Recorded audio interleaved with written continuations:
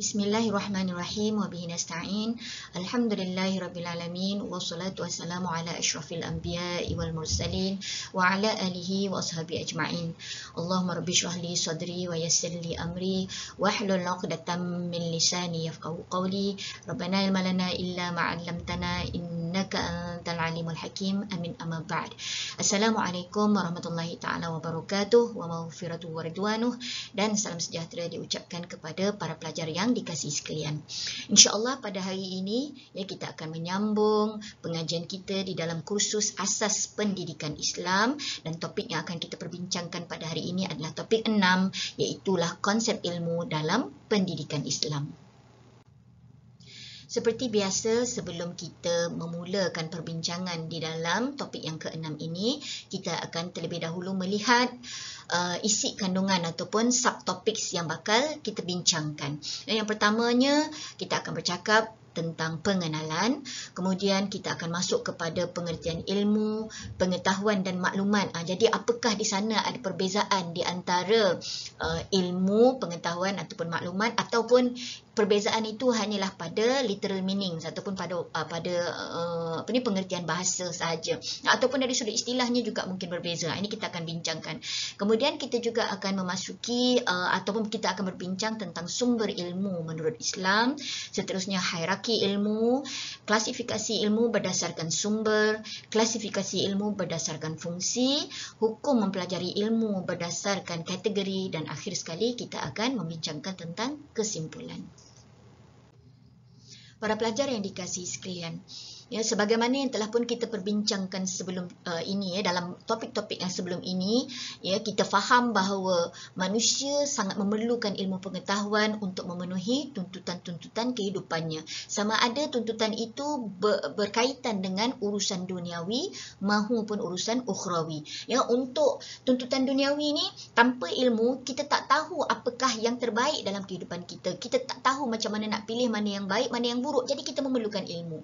Apatah lagi kalau kita bercakap berkenaan dengan urusan ukhrawi, yang mana urusan ukhrawi ini perkara yang sam'iyat, perkara yang kita tidak dapat lihat. Kita belum lagi jalani kehidupan itu, tetapi kita ada iman, kita ada keyakinan bahawa satu ketika nanti kita akan berhadapan dengan kehidupan tersebut. Jadi kita perlukan kepada persediaan, dan untuk menyediakan persediaan itu kita perlukan kepada ilmu pengetahuan. Justru itu faktor kekuatan yang kita pernah lihat di zaman Rasulullah SAW, bawalah kepada zaman Abbasiyah, bawa zaman kegemilangan umat Islam itu, kita nampak kejayaan, kegemilangan, kekuatan dalam setiap kerajaan itu adalah berasaskan kepada ilmu pengetahuan. Jadi dengan ilmu pengetahuan lah kita discover bagaimana untuk kita memperbaiki kehidupan, kita menyatu padukan masyarakat, kemudian kita memimpin masyarakat menggunakan ilmu, kemudiannya kita membangunkan sains dan teknologi juga berasaskan kepada ilmu. Namun begitu, ilmu itu mestilah berlandaskan kepada Al-Quran dan As-Sunnah. Jadi untuk itu, ini membuktikan bahawa Islam adalah agama yang sangat menggalakkan umatnya untuk menuntut ilmu, dan yang paling penting sebenarnya dalam kita menuntut ilmu ini, dengan ilmu itulah kita akan mengenali pencipta kita, kita akan menemui pencipta kita, dan itulah sebenarnya tujuan mengapa kita ada hidup kat dunia ini, dan mengapa kita menuntut ilmu pengetahuan, sebab kita nak kenal Allah. Itu sebabnya kalau kita belajarlah daripada ramai ulama, dia akan kata apa, awwaluddin, permulaan din itu adalah ma'rifatullah, untuk mengenal Allah Subhanahu Wa Taala. Kenapa? Kerana itulah dia tujuan menuntut ilmu pengetahuan. Jadi apakah dia pengertian ilmu? Definisi ilmu ni kalau kita tengok secara literalnya adalah diambil daripada perkataan bahasa Arab, iaitulah alima ya'lamu ilman, yang bermaksud mengetahui atau perbuatan yang bertujuan untuk mengetahui sesuatu dengan sebenarnya. Tentang sesuatu itu dengan sebenar-benarnya. Jadi bila kita ada ilmu, kita tahulah tentang sesuatu perkara itu. Ini dari sudut literal meaning. Kemudian ianya berlawanan dengan perkataan al-jahlu. Al-jahlu ni maksud dia sama ada bodoh dalam erti kata yang memang tidak mempunyai ilmu, ataupun membawa maksud ignorance. Maknanya dia dah tahu tentang satu-satu ilmu, tetapi tidak memandang ilmu itu sebagai sesuatu yang ada value. Kita ignore, maknanya kata kita tak nak tengok ataupun tak nak guna ilmu tersebut, ini kita namakan sebagai jahil. Kalau dalam bahasa mudahnya, kalau yang memang bodoh tak ada ilmu, memang bodoh tak ada ilmu lah. Tapi kalau dia dah nampak ada ilmu, dan ada, makna kata dia boleh dapatkan lagi kebenaran ataupun kefahaman daripada ilmu tersebut, tetapi dia mengambil keputusan untuk tidak tahu, maka ini kita namakan sebagai bodoh sombong. Jadi ini ignorance. Dan ilmu juga ada yang mentakrifkan, maksud literal meaningnya sebagai ma'rifah, ada yang definisikan sebagai pemahaman dan juga hikmah, kebijaksanaan. Sebab bila kita dah ada ilmu, kita dah jadi in the know, ma'rifah, dan bila kita ada ilmu, kita mudah untuk faham, dan bila kita ada ilmu, kita akan mempunyai sifat yang hebat ini yang kita namakan sebagai hikmah ataupun bijaksana. Kita ada wisdom. Manakala dari sudut istilahnya, ilmu ini didefinisikan sebagai segala pengetahuan atau kebenaran tentang sesuatu yang datang daripada Allah Subhanahu Wa Taala, yang kalau berkaitan dengan urusan-urusan agama akan didatangkan para rasul dan nabi untuk mengajarkan. Tetapi ada juga ilmu yang kadang-kadang kita dapat secara intuisi. Ini juga sebenarnya kita dapat melalui ilham. Ini juga sebenarnya adalah daripada Allah Subhanahu Wa Taala. Kadang-kadang kita fikirkan dengan logik akal kita, cuma mana datangnya idea, mana datangnya kefahaman itu semua datang daripada Allah Subhanahu Wa Taala. Jadi daripada definisi ini kita faham bahawa datangnya ilmu itu dengan bimbingan daripada para nabi dan rasul, untuk menunjukkan kita jalan yang lurus. Namun dalam masa yang sama, segala ilmu itu, segala pemikiran kita ini, logic thinking kita ini, semuanya datang daripada Allah Subhanahu Wa Taala. Dan ilmu itu juga didefinisikan sebagai pengetahuan dan kepandaian tentang sesuatu bidang yang disusun secara bersistem mengikut kaedah dan metod tertentu yang dapat digunakan untuk menerangkan tentang sesuatu. Baik. So ilmu juga ada yang mendefinisikan ianya sebagai satu perkara yang kemudian kita do thorough investigation. Kita cari maklumat tentang sesuatu perkara itu. Jadi bila kita dapat maklumat itu, maka inilah yang kita namakan sebagai ilmu. Jadi ini dua definisi yang boleh menerangkan tentang apakah sebenarnya dimaksudkan dengan ilmu. Jadi daripada definisi yang kita berikan ini tadi, maka kita dapat menganalisa perbezaan di antara definisi ilmu di sisi barat dan definisi ilmu di sisi Islam. Maknanya perspektif barat melihat ilmu tu macam mana, bagaimana pula dengan perspektif Islam. Jika di barat, para pelajar yang dikasihi sekalian, ilmu itu mereka akan rujuk kepada pengenalan ataupun persepsi yang jelas tentang sesuatu fakta. Meaning that ianya mestilah sesuatu yang dapat dilihat, dirasai, benda yang konkret. Manakala perkara yang tidak dapat dibuktikan dengan mata kasar, mereka tidak akan menganggap ianya sebagai suatu ilmu yang ada value, sehingga kan ianya boleh dibicarakan di dalam dunia akademik. Dengan sendirinya, pegangan agama, tak kisahlah agama Islam ke, agama Kristian ke, agama Yahudi ke, agama Buddha, agama Hindu ke, semua dianggap sebagai sesuatu yang berbentuk teori, walaupun mungkin dianggap sebagai satu bahan ilmu, knowledge, tetapi ianya bukanlah suatu ilmu yang mempunyai value sebagaimana ilmu yang boleh dibuktikan secara saintifik ataupun secara tangible. Manakala di sisi Islam pula anak-anak, ilmu ini tiada pemisah di antara agama ataupun ilmu, sama ada falsafah, termasuklah di dalamnya kalau ada petua, ada pengalaman, semuanya kita boleh anggap sebagai sebahagian daripada ilmu. Apatah lagi kalau kita bercakap tentang agama. Agama sebenarnya adalah landasan kepada ilmu. Maknanya dia, kalaulah sesuatu itu bertentangan dengan agama, maka kita tak nampak ianya sebagai suatu ilmu yang perlu kita manfaatkan. Contoh misalnya sihir, walaupun ianya dalam bentuk knowledge, dalam bentuk kita boleh anggap ianya macam satu bentuk ilmu, tetapi ini bukanlah ilmu yang diredai oleh Allah Subhanahu Wa Taala. Kerana apa? Kerana ianya tidak membawa manfaat kepada diri dan juga kepada manusia sejagat. Bahkan boleh membawa kepada kesyirikan dan juga membinasakan umat. Jadi untuk itu dalam Islam tiada pemisahan di antara ilmu dan agama, bahkan ianya adalah dua entiti yang sepatutnya menjadi landasan kepada untuk mendapatkan ilmu dan juga untuk pelaksanaan ilmu itu sendiri. Dan istilah ilmu dalam perspektif Islam ini merangkumi Al-Quran, syariah, sunnah, iman dan sebagainya. Ya, mana kata sirah Rasulullah, ya, mana kata sunnah, ya, hadis Rasulullah juga dianggap sebagai sebahagian daripada ilmu. Bahkan ya, apa yang berlaku ithar ataupun athar yang berlaku di zaman sahabat ridwanullahu anhum juga kita pelajari selagi mana ianya bermanfaat untuk diri kita dan tidak bertentangan dengan Al-Quran dan As-Sunnah. Dan pengiktirafan agama ya, sebagai sebahagian daripada ilmu di dalam Islam itu adalah menunjukkan bahawa inilah dia ya, peranan agama di dalam ilmu, di mana agama itulah yang memandu kita untuk memilih mana satu ilmu yang membawa manfaat, yang mana satu ilmu yang membawa keberkatan dalam kehidupan kita, dan mana satu ilmu yang dimomokkan ataupun yang digelar sebagai suatu ilmu tetapi sebenarnya ianya tidak mempunyai nilai sebagai satu ilmu ya. Jadi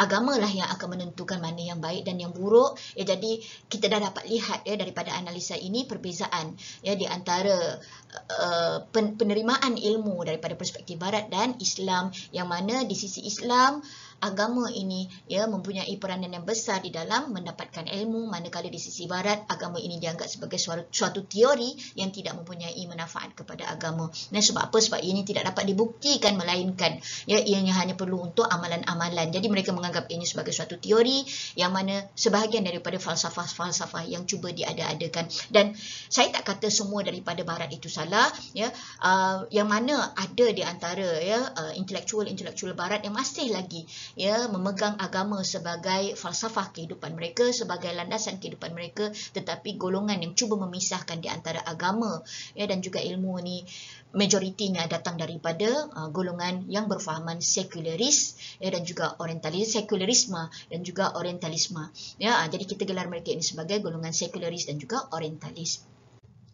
Para pelajar yang dikasihi sekalian, jika tadi kita bercakap berkenaan dengan ilmu dan kita faham bahawa ilmu itu adalah sebahagian daripada pengetahuan Allah Subhanahu Wa Taala yang diberikan kepada kita, maka sekarang ini kita nak define ya pengetahuan. Kita nak memberikan definisi tentang apakah itu pengetahuan.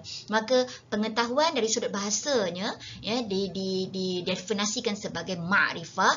Jadi apa bezanya ilmu ya dan juga ma'rifah? Juga daripada perkataan bahasa Arab, arif ini membawa maksud yang maha tahu ataupun the all knowing. Ya, jadi kalau kita sebenarnya ya daripada maksud literal ni kita faham bahawa pengetahuan adalah milik Allah Subhanahu Wa Taala. Ya, ilmu itu macam sebahagian ataupun macam sebutir permata daripada pengetahuan Allah Subhanahu Wa Taala. Ya, ianya adalah satu elemen saja daripada pengetahuan Allah Subhanahu Wa Taala. Jadi kalau kita gunakan pengetahuan salah ke Ustazah? Sebenarnya taklah salah. Cumanya ya daripada maksud yang sebenarnya ma'rifah ini, ya pengetahuan ini adalah milik Allah Subhanahu Wa Taala. Sebagai contoh, ya kalau kita berada di kampus, apa yang kita tahu tentang ibu bapa kita ya. Jadi ilmu kita akan dapat kalau kita call mak bapak kita ya. Kita akan bertanya apa khabar ibu, apa khabar ayah. Jadi bila kita ambil tahu ya, bila kita belajar, bila kita kontak mereka, maknanya kita baru nak tahu tentang keberadaan ibu dan bapa kita. Tetapi Allah Subhanahu Wa Taala tanpa memerlukan ya kepada apa-apa cara telekomunikasi, maka Allah Subhanahu Wa Taala telah pun mengetahui tentang bagaimana keadaan ya ibu bapa kita di rumah ataupun di pejabat, di tempat kerja dan sebagainya.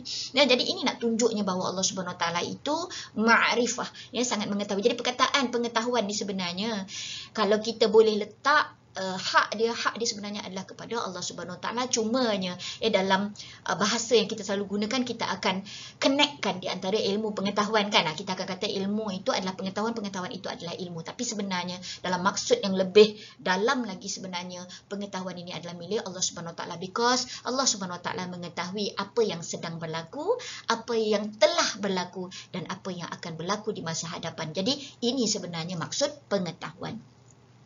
Dan kadang-kadang ada juga yang menggunakan perkataan pengetahuan ini untuk ilmu yang telah dapat dibuktikan. Makna kata ilmu yang sudah mendapat keyakinan ataupun kebenaran ataupun kenyataan. Maknanya benda yang telah pun terbukti. Maka Mula-mula ianya macam contohlah ya, kita dengar tentang sesuatu perkara, jadi kita boleh anggap ianya adalah suatu ilmu. Tapi bila kita buat verification, ya, bila kita mendapatkan keyakinan pada ilmu itu, sesuatu yang kita baru je dapat tahu, ya, maka ianya akan berubah menjadi suatu pengetahuan pula kepada kita. Baik, sebagai contohlah ya, mula-mula kita dengar seseorang mengatakan bahawa solat itu wajib, contoh ya, dan kemudian bila kita kata solat itu wajib, maka kita verify betul ke solat ini wajib. Maka bila kita mengkaji, ya, bila kita melihat kepada dalil-dalil hujah-hujah tentang kewajipan solat, maka inilah yang kita namakan pengetahuan. Seolah-olahnya macam pengetahuan ini adalah tuntutan kebenaran terhadap sesuatu ilmu yang telah pun kita dapat, ya. Dan Bertrand Russell ini satu pandangan lah yang mengatakan bahawa pengetahuan didefinisikan sebagai keyakinan yang benar. Okey, kita dah ada ilmu tadi kan tentang sesuatu perkara, maka bila kita verify, bila kita kaji, bila kita dah confirm yang ini adalah perkara yang sepatutnya kita tahu daripada ilmu yang kita ada itu tadi, maka ianya akan menjadi suatu yang keyakinan yang benar. Dan kemudiannya beliau juga menyimpulkan bahawa suatu keyakinan yang benar bukanlah pengetahuan jika disimpulkan daripada sesuatu yang sesat. Jadi makna dia ilmu ini tadi yang kita dapat tahu. Contoh misalnya kita buat contoh lain pula tadi solat.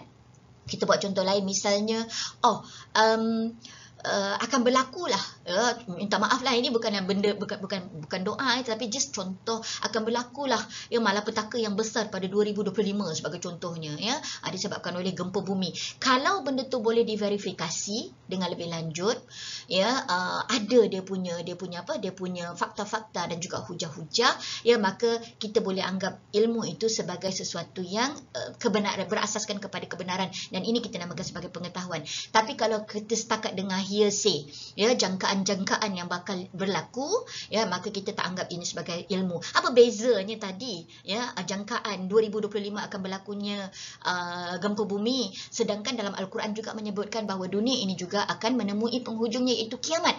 Bezanya iaitulah bila kita ada hujah-hujah dan nas yang jelas yang menunjukkan bahawa perkara itu pasti akan berlaku, cuma cepat lambatnya adalah di sisi Allah Subhanahu Wa Taala. Maka inilah yang kita namakan sebagai pengetahuan. Kita verify dengan maklumat yang lebih lanjut tentang sesuatu perkara ataupun ilmu yang kita dapat. Namun begitu bila kita bercakap berkenaan dengan kiamat, ya, yang itu dalam makrifah, dalam pengetahuan Allah Subhanahu Wa Taala, apa yang kita ada cumalah kita membuat verification, itu sahaja pengetahuan kita. But other than that, bila ianya berlaku, bagaimana ianya berlaku, ada petanda-petandanya, kita belajar, kita verify, tetapi saat ianya berlaku itu kita tidak tahu, kerana itulah dia yang kita namakan sebagai pengetahuan Allah Subhanahu Wa Taala, ma'rifah Allah Subhanahu Wa Taala. Yang kita adanya hanyalah sekelumit daripada sedikit info yang Allah Subhanahu Wa Taala beri kepada kita. Seterusnya, apa pula yang dimaksudkan dengan maklumat? Maka untuk itu kan kita dah ada perkataan al-ilmu, ya. Kemudian kita ada perkataan ma'rifah, ya, dan sekarang ini kita ada maklumat. Baik, saya buat combination between ilmu dan maklumat. Baik, ilmu itu adalah sesuatu perkara, ya, pengetahuan tentang sesuatu perkara. Manakala maklumat ini pula, anak-anak yang dikasihi sekalian, adalah maklumat tambahan kepada ilmu tersebut untuk menyempurnakan lagi ilmu tersebut. Tak sama ke dengan makrifah tadi, Ustazah? Makrifah ini menyebabkan kita, bila kita verify, kita dah ada in the know, kita dah tahu, ya, ianya merupakan suatu pengetahuan. Manakala maklumat ni pula kita kaji dan kaji dan kaji, dan hasil kajian itulah yang kita namakan sebagai maklumat.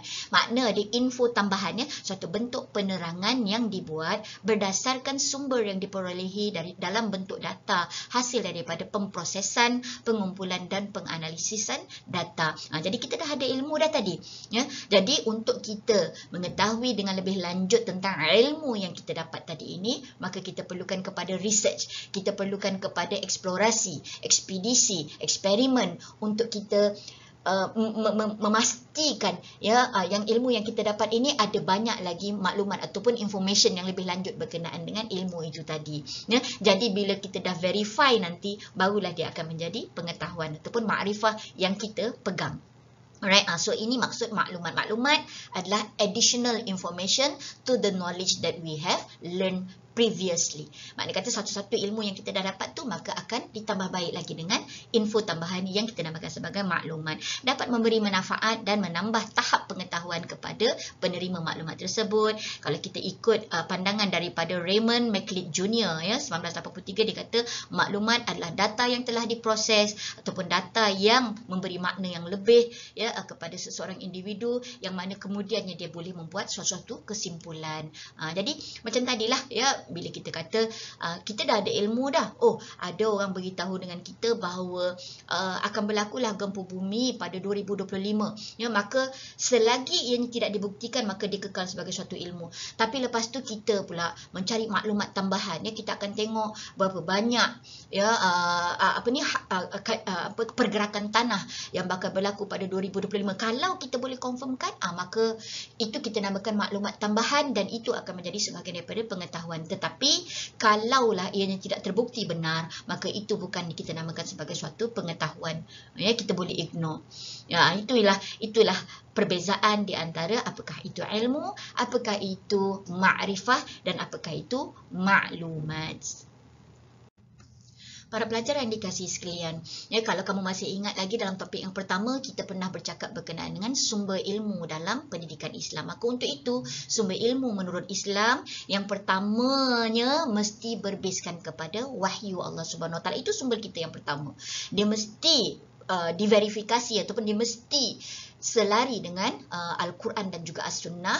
Kemudian kita tak nafikan juga ilmu tu kita boleh dapat daripada intuisi. Kan saya dah sebutkan tadi kan, dengan ma'rifah Allah Subhanahu Wa Taala, ya, dengan pengetahuan Allah Subhanahu Wa Taala. Allah Subhanahu Wa Taala berhak dia memberikan ilmu itu sama ada melalui wahyu tadi, melalui perantaraan Nabi dan Rasul, ataupun Allah Subhanahu Wa Taala boleh bagi direct dekat kita.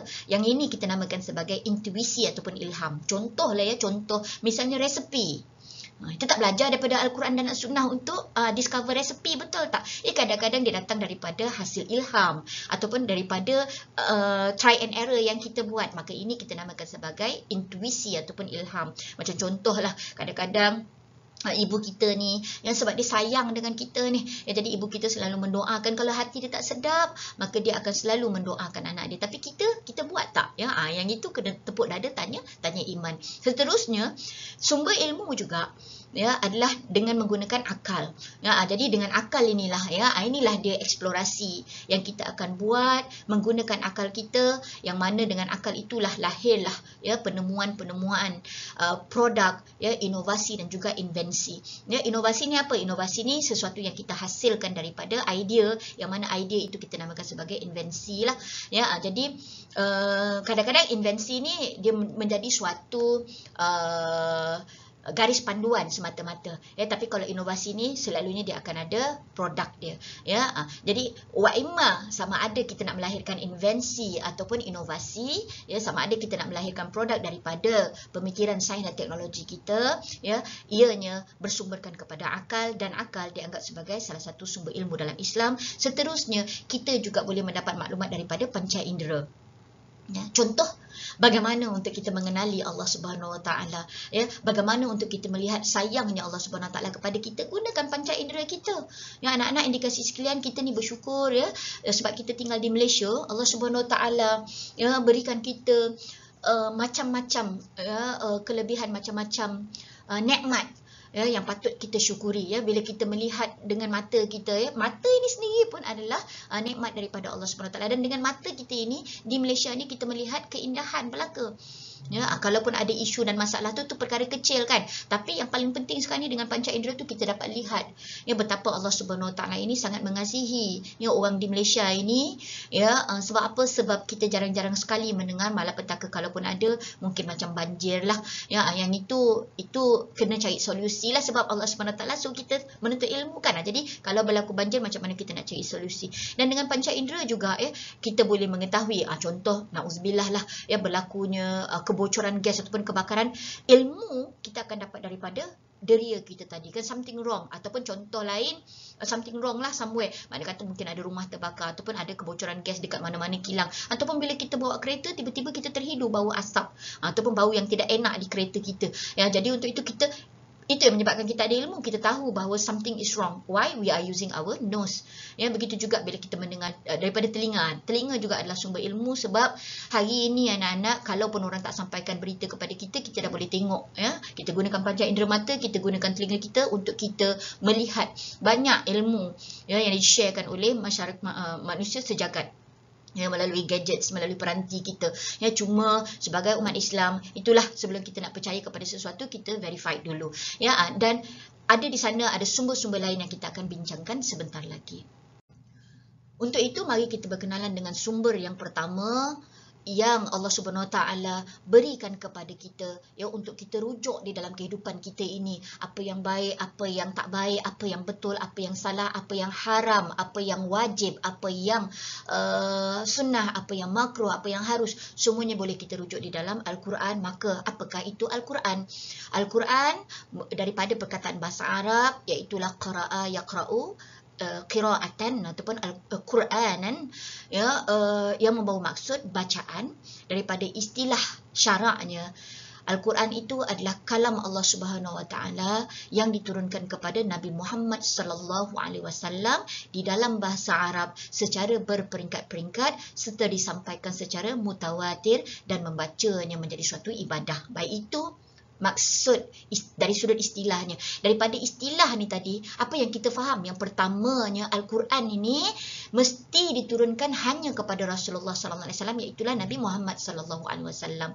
Kalau diturun kepada nabi-nabi yang terdahulu, itu bukan Al-Quran. Ya, itu adalah petunjuk untuk umat-umat yang terdahulu. Tetapi kita di umat akhir zaman ini, semenjak Al-Quran itu diturunkan kepada Rasulullah, inilah dia panduan kita sehinggalah, ya, dunia ini kiamat. Ya, jadi untuk itu, pertamanya, Al-Quran ini kita akan follow apa yang ada di dalam yang diturunkan kepada Rasulullah sallallahu alaihi wasallam sahaja. Manakala dalam kitab Bible, ya, kitab kata, kalau misalnya ada lagi lah, ya, kitab Injil, Thamud, ya, ataupun Zabur, ataupun Suhuf, ya, maka sebenarnya apa yang ada di dalam kitab-kitab yang terdahulu itu telah pun orang kata apa, disempurnakan lagi dengan apa yang ada dalam Al-Quran. Ya, kalau ada dari apa-apa ajaran di dalam kitab-kitab terdahulu anak-anak, tidak mungkin, ya, ianya bertentangan dengan apa yang ada di dalam Al-Quran. Kerana apa? Kerana ianya turun daripada sumber yang sama, source yang sama, iaitulah Allah Subhanahu Wa Taala.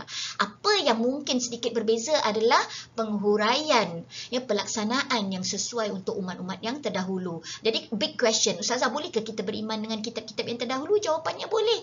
Ya, sebab apa? Sebab ianya memang diturunkan kepada nabi-nabi yang terdahulu. Tapi bila kita nak praktis, maka yang current, yang relevan dengan kehidupan kita pada hari ini adalah Al-Quran yang diturunkan kepada Nabi Muhammad sallallahu alaihi wasallam. Dan daripada definisi istilah ini juga, anak-anak, kita faham bahawa Al-Quran itu mesti diturunkan hanya di dalam bahasa Arab.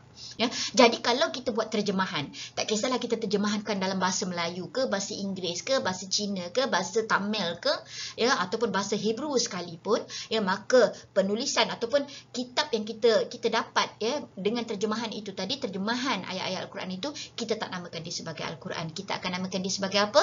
Kita akan namakan ianya sebagai terjemahan kepada Al-Quran. Jadi itu sebabnya anak-anak, Al-Quran yang memang purely ditulis di dalam bahasa Arab ini, ianya adalah sebuah buku yang kita muliakan, bukan kerana buku tersebut, tetapi kerana ayat-ayat yang wujud di dalam kitab tersebut. Dan dalam penulisan itu tidak ada langsung apa-apa terjemahan ataupun bahasa asing. Maka untuk itu, sebelum kita nak pegang Al-Quran yang pure ini tadi, kita perlulah mengambil wuduk. Dan bagi orang yang najis, atau misalnya wanita, sama ada dalam haid ke, dalam nifas ke, ataupun orang yang tidak berwuduk lah, ya, mana kata kalau misalnya halangan itu halangan yang memang besar, ya, macam haid, nifas, ya, wiladah, ataupun melalui persetubuhan, ya, maka ini memerlukan kepada mandi wajib. Tetapi bagi orang yang tidak dalam hadas besar pun, ya, kalau dia nak memegang Al-Quran yang pure ini tadi, yang ditulis di dalam bahasa Arab ini tadi, tidak ada apa-apa perkataan, kalau mungkin hanya ada muka surat dan sebagainya, itu benda-benda kecil yang tidak sampai 10% pun daripada Al-Quran, maka ini kita anggap sebagai memakai mushaf ya, ataupun Al-Quran yang bila kita nak sentuh kita kena ambil wuduk, bukan kerana manuskrip itu, tetapi kerana isi kandungan yang ada di dalam manuskrip tersebut yang membezakan di antara Al-Quran dengan buku-buku terjemahan ataupun mana-mana terjemahan Al-Quran. Ya, jadi question, Ustazah boleh tak kita pegang terjemahan ni tanpa berwuduk? Baik, secara beradabnya kalau kita nak pegang apa-apa yang mengandungi ayat Quran ni biarlah kita berwuduk. Ya, tapi kalau kita tak berwuduk tak salah pun. Tapi kalau kita memegang Al-Quran yang pure ini tadi tanpa wuduk, maka kita dianggap melakukan kesalahan. Kita menganggap ianya sebagai suatu dosa. Ya, sebab apa? Sebab kita memegang Al-Quran. Kita menyentuh ya kalam Allah Subhanahu Wa Taala yang dituliskan di dalam manuskrip ini tanpa kita mempunyai adab, kita tidak menghormatinya. Itu sebabnya Al-Quran juga anak-anak yang dikasihi sekalian ya turun dalam bentuk berperingkat-peringkat. Kenapa? Kerana banyak ayat dalam Al-Quran itu adalah merupakan kisah-kisah tauladan, tetapi di dalam Al-Quran juga ada banyak menjawab kepada persoalan-persoalan yang sebenarnya ya panduan itu untuk kehidupan kita di dunia, dan ada juga persoalan-persoalan berkenaan dengan hari akhirat. Semuanya ya dijawab di dalam Al-Quran. Itu sebabnya dia turun secara berperingkat-peringkat ataupun dalam bahasa yang mudah ianya turun secara staggered. Ya, makna kata menjawab kepada persoalan-persoalan selain daripada kisah-kisah yang disampaikan, dan kemudian ianya diturunkan secara mutawatir, secara teratur. Ya, makna kata ianya ada perantaraan, iaitulah di antara Jibril dan dengan Rasulullah SAW. Ada tak agaknya wahyu yang turun direct kepada Rasulullah? Ada. Ya, kalau dia turun dalam keadaan direct kepada Rasulullah, saat itulah kita akan melihat bagaimana ya kalaulah kita boleh bertemu dengan Rasulullah SAW. Alangkah bertuahnya panca indera kita, tapi kita tak bertemu kan, tapi dikhabarkan ya di dalam sirah-sirah apabila turunnya ya ayat Al-Quran ini kepada Rasulullah secara direct, kita akan melihat Rasulullah itu berpeluh-peluh ya, seolah-olah macam menerima sesuatu yang sangat berat ya, diberikan dengan sesuatu tanggungjawab yang sangat berat untuk menyampaikan kepada orang ramai. Dan kalau kita lihat kepada kajian ya ilmu ulumul Quran, saat Al-Quran itu kalau diturun direct kepada Rasulullah tidak melalui perantaraan Jibril. Kalau Jibril datang, kadang-kadang Jibril datang in original form, kadang-kadang Jibril datang dalam bentuk manusia. Tetapi kalau dia datang direct kepada Rasulullah ya dalam ilmu ulumul Quran menjelaskan bahawa Rasulullah mengkhabarkan turunnya Al-Quran itu seolah-olah macam deringan ya, desingan yang sangat kuat ya, dan sangat-sangat menyakitkan, menyebabkan Rasulullah tu berpeluh-peluh. Ya, menyakitkan di sini bukan nak menyakitkan Rasulullah, tetapi makna kata deringan itu ya seolah-olah sesuatu yang begitu, saya nak kata apa ya, begitu significant ya, begitu because dia datang daripada siapa? Dia datang daripada Rabb kan. Rasulullah tak boleh berbicara dengan Allah Subhanahu Wa Taala ya, tetapi Rasulullah menerimanya direct daripada Allah Subhanahu Wa Taala.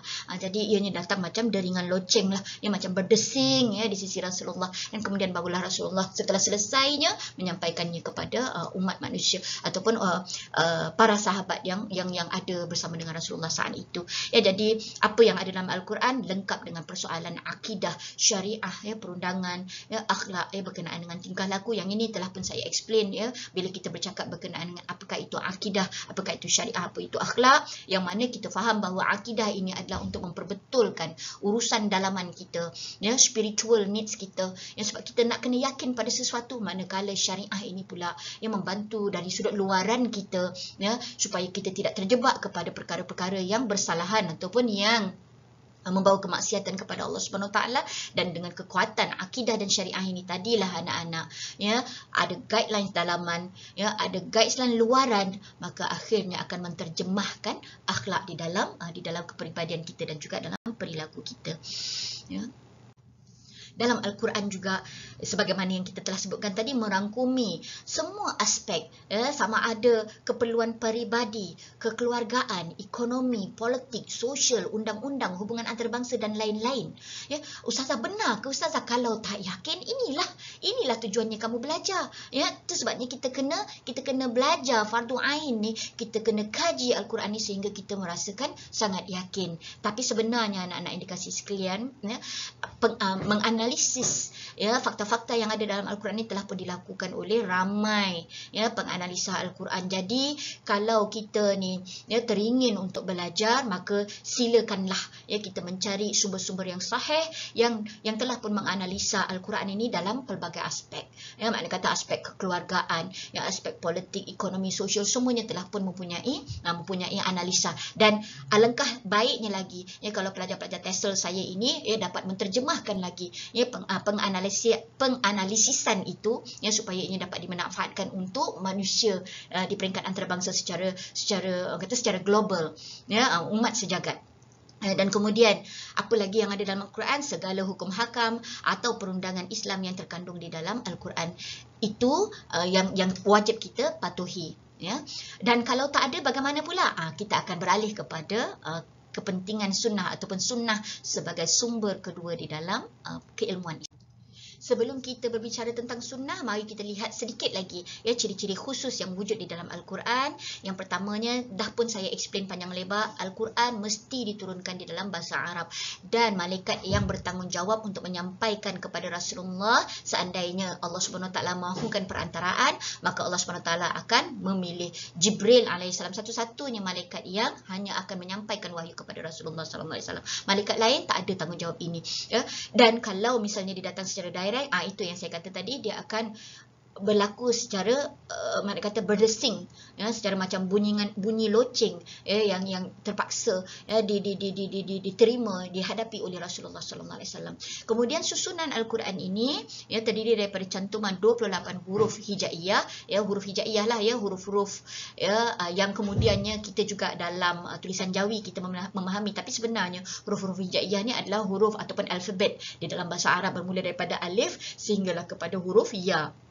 Dan kemudian keseluruhan Al-Quran mengandungi 323,671 huruf, 77,437 kalimah dan 6,666 ayat ya. Walau bagaimanapun ada yang memberikan pandangan yang sedikit berbeza, tetapi inilah yang paling konsensusnya ya, disepakati oleh ulama-ulama yang muktabar ya. Kemudian ada 114 surah ya, 30 juzuk dan 60 hizbu ya, unanimously ya ulama menerima pandangan ini ya. Dan kemudian ianya diturunkan secara beransur-ansur selama 22 tahun 2 bulan 21 hari yang kita boleh bulatkan ya, bundarkan sebanyak 23 tahun, bermula daripada ayat 1 hingga 5 dari surah Al-Alaq. Yang ini ya ulama unanimously ya secara konsensusnya bersetuju bahawa inilah dia ayat yang mula-mula turun kepada Rasulullah sallallahu alaihi wasallam ya ketika melantik Rasulullah sebagai nabi ya. Itu sebabnya bila turun ayat Iqra bismi rabbikal ladzi khalaq, Rasulullah saat itu dilantik sebagai seorang nabi ya. Namun begitu seterusnya bila turun ayat ya ayyuhal muddathir ya, Qum fa'anzir, apabila adanya arahan ya daripada surah Muddathir ya, yang mana memberitahu kepada Rasulullah bangunlah dan sampaikanlah wahyu Allah SWT ini kepada semua ya. Maka saat ini Rasulullah dilantik sebagai seorang rasul. Manakala ayat yang terakhir pula yang disepakati oleh ulama, iaitulah ayat yang ketiga daripada surah Al-Maidah ya, yang menyebutkan tentang Bismillahirrahmanirrahim, al-yawma akmaltu lakum dinakum wa atmamtu alaikum ni'mati wa raditu lakumul Islam madina ya. Daripada ayat ini Allah SWT menyebutkan pada hari ini ya, ianya berlaku pada Hujjatul Wida' ya, berlaku pada haji terakhir Rasulullah SAW. Maka turunlah ayat ini yang menyebutkan tentang pada hari ini akmaltu lakum dinakum, telah kusempurnakan bagimu wahai Muhammad agama kamu ya, untuk kamu share dengan umat sejagat ini ya. Wa atmamtu alaikum ni'mati, dan telah aku sempurnakan nikmatku terhadapmu wahai Muhammad. Dan inilah juga nikmat yang akan dirasai oleh umat Nabi Muhammad sallallahu alaihi wasallam sehinggalah ke akhir zaman.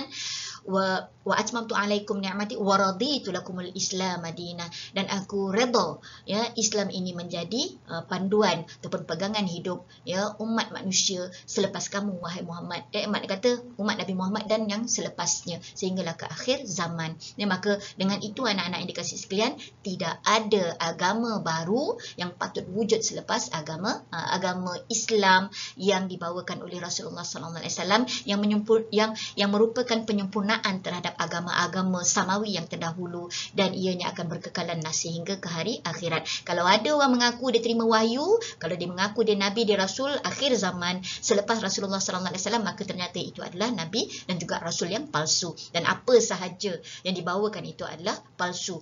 Yang mana kalau bertentangan dengan Al-Quran dan As-Sunnah, maka kita anggap mereka-mereka ini wajib dibasmi ataupun wajib dibunuh. Kerana apa? Kerana mereka cuba mengada-adakan ataupun mereka cuba memutar belit apa yang wujud di dalam Al-Quran dan As-Sunnah. Baik, tapi ayat ini, ya, ayat ketiga surah Al-Maidah ini merupakan ayat yang dikonsensuskan, ya, dipersetujui, ya, oleh ulama sebagai ayat terakhir. Namun begitu, selepas penurunan ayat ini ada juga ayat-ayat yang lain yang turun. Namun begitu, ayat-ayat lain yang turun ini sebagai contohnya, ya, khabar berita berkenaan dengan hak wanita, ya, harta pusaka itu, ya, ianya kemudiannya disusun semula, ya, di dalam surah-surah tertentu yang related, ya, kepada macam contoh surah Al-Baqarah, ya, surah An-Nisa dan sebagainya. Anak-anak yang dikasihi sekalian, yang telah pun, ya, diteliti, ya, yang telah pun melalui proses yang kita namakan sebagai ulumul Quran, ya. Jadi ada ulama yang tidak sepakat tentang ayat ketiga surah Al-Maidah, but nevertheless, ya, ianya bukanlah sesuatu isu yang perlu kita bangkitkan, yang perlu kita hangatkan, kerana at the end of the day Al-Quran adalah Al-Quran, ya. Jadi ada yang mengatakan bahawa mereka tak bersetuju dengan ayat ketiga surah Al-Maidah, but macam saya kata tadi, sometimes we have to agree to disagree. Ianya bukan masalah Al-Quran, tapi masalah kepada penganalisa Al-Quran itu, ya. Jadi apakah, ya, kelebihan Al-Quran? Al-Quran, anak-anak yang dikasihi sekalian, merupakan mukjizat Rasulullah sallallahu alaihi wasallam yang kekal sehingga ke hari ini. Ya, makna kata mukjizat ni kita dapat lihat, ya, kita dapat syukuri, kita dapat baca, ya, yang mana ianya membuktikan bahawa turunnya Al-Quran itu daripada Allah Subhanahu Wa Taala. Sebab apa? Sebab kalau ahli linguistik pada hari ini pun, ya, kalau mereka mengkaji Al-Quran, mereka akan terkesima. Ya, sebab apa? Sebab bahasa, ya, frasa ayat yang digunakan dalam Al-Quran itu adalah sesuatu yang terlalu indah, ya. Hatta satu ketika zaman Rasulullah sendiri, ketika adanya yang cuba mencabar, yang menuduh bahawa Al-Quran itu turun daripada Rasulullah, anak-anak ini kasih sekalian, maka Allah SWT mencabar mereka, datangkan walaupun sepotong ayat, ya, namun ayat yang mereka create itu, ya, ayat yang mereka cuba adakan itu, ya, tidak orang kata apa, langsung tidak mampu untuk menyamai, ataupun paling tidak, kalau nak sama pun tak boleh, apatah lagi untuk menyaingi, ya, kelebihan ayat Al-Quran. Jadi ini satu mukjizat yang kita kena syukur, anak-anak. Cumanya again, saya selalu ingatkan diri saya dan kepada kamu semua, berapa saat kita dalam sehari itu kita betul-betul value mukjizat yang kita boleh lihat sehingga ke hari ini, ya. Yang itu kena tepuk nada tanya iman, ya, dan ianya akan berkekalan sehingga ke hari kiamat, ya.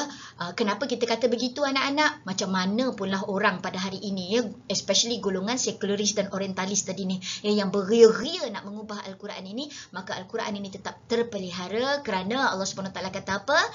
Mereka lah, ya, makna kata Allah SWT lah yang akan menjaga Al-Quran, dan Allah menurunkan Al-Quran, dan Allah SWT juga lah yang akan menjaga Al-Quran, ya, sehingga ke akhir zaman. Macam mana dijaga? Maka kita tengok para hufaz, ya, daripada zaman Rasulullah SAW bawa kepada zaman ini, ya, akan terus bersambungan. Jadi itu sebabnya kita kena respect, kita kena hormat dengan orang yang menghafaz Al-Quran ni, kerana mereka ini adalah legacy yang memelihara Al-Quran. Mereka inilah senjata Allah Subhanahu Wa Taala yang akan memastikan Al-Quran itu tetap pure, ya, tetap asli, tetap authentic, ya, sehinggalah ke akhir zaman.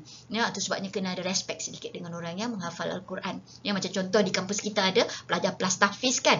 Jadi untuk itu additional, orang kata apa, additional value lah, ya, value added, ya, kepada pelajar-pelajar yang bukan setakat menguasai urusan dunia mereka, apatah lagi mereka ini memikul Al-Quran di dalam jiwa mereka ni, seolah-olah mereka ni macam Al-Quran yang hidup, ya. Kemudian disampaikan kepada kita melalui riwayat yang mutawatir, ya, ini kita dah bincangkan, ya, dan dengan jalan penulisan. Makna dia, kalau Al-Quran itu, ya, kalau kita dapat hafal, alhamdulillah, tetapi kalau kita tak dapat hafal pun, kita masih lagi ada naskah yang autentik. Kenapa kita tahu ianya autentik? Itu sebabnya kamu kena belajar ilmu ulumul Quran.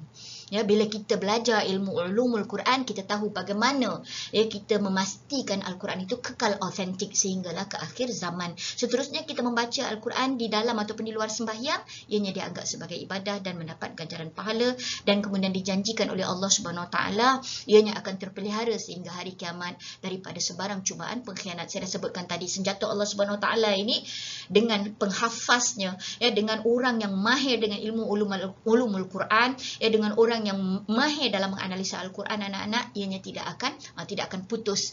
Ya, inilah dia senjata Allah Subhanahu Wa Taala yang kita kena doakan dan kita kena hormati dalam kehidupan kita pada hari ini. Kemudian bagi kita, ya, khususnya ya pembaca Al-Quran, ianya yang akan menjadi syafaat, ya, bukan hanya dalam kehidupan kita seharian hari ini, ya, bahkan ianya juga akan menjadi peneman kita, ya, Al-Quran yang kita baca, khususnya ya surah Al-Mulk, ya, surah sejadah yang anak-anak baca itu, ya, akan menjadi peneman, yang baca dan hafal itu, yang akan menjadi peneman kita di saat kita berada di dalam kubur, dan kemudian akan memberikan syafaat yang lebih lagi ketika kita di hari pembalasan. Baik, para pelajar yang dikasihi sekalian, selain daripada nama Al-Quran, ya, makna kata naskah wahyu itu tadi kita gelar sebagai Al-Quran, ada tak nama-nama lain ya yang menggelarkan Al-Quran? Maka di dalam Al-Quran itu sendiri Allah Subhanahu Wa Taala ya ketika menyampaikan, ya, mengelaborate Al-Quran itu kepada Rasulullah sallallahu alaihi wasallam dan kemudian disampaikan kepada kita, Allah Subhanahu Wa Taala ada masanya yang menamakan Al-Quran itu dengan nama-nama yang lain, tapi actually ianya bergantung kepada keperluan sang pembaca. Yang makna dia dalam Al-Quran, ada masanya Al-Quran itu disebutkan sebagai Al-Kitab. Ya, Al-Kitab ni khusus kepada orang yang nak menuntut ilmu. Bila orang nak menuntut ilmu, anak-anak, maka apa yang mereka perlukan? Mereka perlukan panduan. Maka Al-Quran itu pada saat ini dia digelar sebagai Al-Kitab kerana inilah dia manuskrip yang akan dirujuk oleh orang yang nak menuntut ilmu. Manakala kalaulah orang yang nak membaca Al-Quran itu, ya, dia nak mencari, ya, mana yang betul, mana yang salah, maka saat ini Al-Quran itu ya digelar sebagai Al-Furqan, ya, makna kata yang membezakan di antara yang hak dan yang batil. Dan kalau kita baca Al-Quran, ya, kita nak membaca Al-Quran tu sebab kita nak mendapat petunjuk, kita ada isu, kita ada permasalahan dalam diri kita, ya, tak kisahlah isu itu isu berbentuk spiritual ke, emosi ke, fizikal ke, ya, ataupun financial ke, maka kita akan mohon petunjuk daripada Allah Subhanahu Wa Taala. Pada saat ini Al-Quran ini kita gelar sebagai Al-Huda yang memberikan petunjuk. Seterusnya kalau kita mencari penjelasan lebih lanjut dalam Al-Quran tentang satu-satu isu yang kita hadapi dalam kehidupan kita ini, maka kita gelarkan Al-Quran saat itu namanya Al-Bayan, iaitu penjelas. Dan apabila kita nak melihat, kita perlukan motivasi untuk menceriakan hari kita, ya, makna kata bila kita lakukan sesuatu kebaikan itu, kalau dapat balasan kebaikan, kita akan rasa seronok. Tapi kalau kita buat sesuatu kebaikan, tiba-tiba kita tak dapat kebaikan itu on the spot, maka kita akan rasa sedih. Maka kita nak dapatkan kepastian, nak dapatkan keyakinan bahawa apa yang kita buat itu benda betul, maka kita akan baca Al-Quran. Maka Al-Quran saat itu kita gelar sebagai Al-Bashir, yang membawa khabar gembira, ya, pahala dan syurga untuk orang yang berbuat kebaikan. Tanpa, orang kata apa, of course kita manusia, bila kita buat kebaikan tu kita mengharapkan kebaikan datang semula kepada kita, tapi kadang-kadang kita tak dapat. Maka yakinlah, ya, bila kita baca Al-Quran, Al-Quran akan menceritakan tentang Al-Bashir, berita-berita gembira, ya, berkenaan dengan pahala dan syurga. Ya, kemudian Al-Quran juga, ya, bila kita melakukan kesilapan, melakukan kesalahan, kita nak istighfar, kita takut, kita nak mendatangkan rasa takut, bila kita baca Al-Quran, maka Al-Quran akan menjadi An-Nazir saat itu, yang akan bercerita berkenaan dengan apakah itu konsep dosa, ya, dan untuk itu kita akan bertaubat, yang mana dengan taubat itu mudah-mudahan kita terelak daripada api neraka, ya, memasuki neraka dan menerima azab di situ. Maka Al-Quran saat itu dia akan datang sebagai An-Nazir yang membawa berita amaran ataupun peringatan kepada kita. Begitu juga misalnya bercerita berkenaan dengan hari pembalasan, ya, makna kata kalau kita menghadapi natural phenomenon, ya, banjir, gempa bumi, tornado, itu pun kita dah takut, apatah lagi kalau kita nak bercakap berkenaan dengan pembalasan di hari kiamat. Maka untuk mendatangkan rasa insaf dan takut, kita akan baca Al-Quran saat itu. Al-Quran kita namakan sebagai An-Nazir. Begitu juga apabila kita memerlukan nasihat, ya, kita pegang Al-Quran itu, ya, kita nak mencari solusi, kita nak mencari penyelesaian kepada permasalahan kita. Kalau tadi, ya, dia mungkin jadi Al-Bayan, tapi saat ini sebab kita nakkan nasihat daripada Al-Quran, kita baca sirah-sirah Rasul, ya, yang ada dalam Al-Quran, kita baca Qisasul Anbiya yang ada dalam Al-Quran, kisah-kisah para nabi yang ada dalam Al-Quran, maka saat itu, ya, Al-Quran akan memberikan kita nasihat, ya, maka kita baca Al-Quran, maka saat itu Al-Quran digelar sebagai Al-Mau'izah. Ya, dan seterusnya, kalau kita membaca Al-Quran itu sekadar untuk kita mengalunkan, melontarkan, ya, ayat-ayat suci Al-Quran, maka saat itu kita namakan Al-Quran itu sebagai Al-Kalam. Ya, dan kalau kita mencari penawar, ya, kepada penyakit hati kita, ya, penyakit luaran kita, maka saat ini kita namakan Al-Quran itu sebagai Asy-Syifa. Bercakap berkenaan dengan penurunan Al-Quran, saya percaya para pelajar telah pun mempunyai ilmu. Tadi kita bercakap berkenaan ilmu kan, maknanya kita telah pun mempunyai ilmu tentang cara-cara penurunan Al-Quran.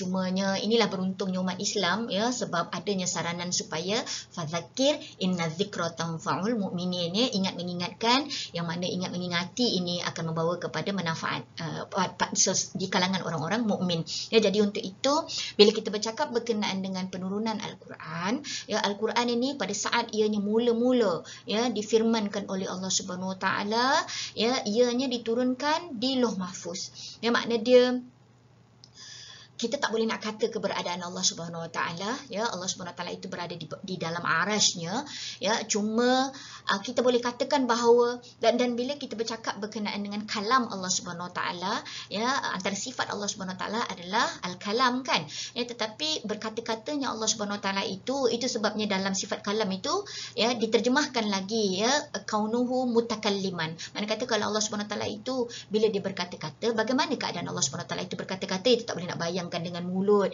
itu tak boleh bayangkan dengan perkataan, maka untuk itu kita katakan sebagai kaunuhu mutakalliman, zat Allah Subhanahu Wa Taala itu berkata-kata dalam keadaan yang tersendiri.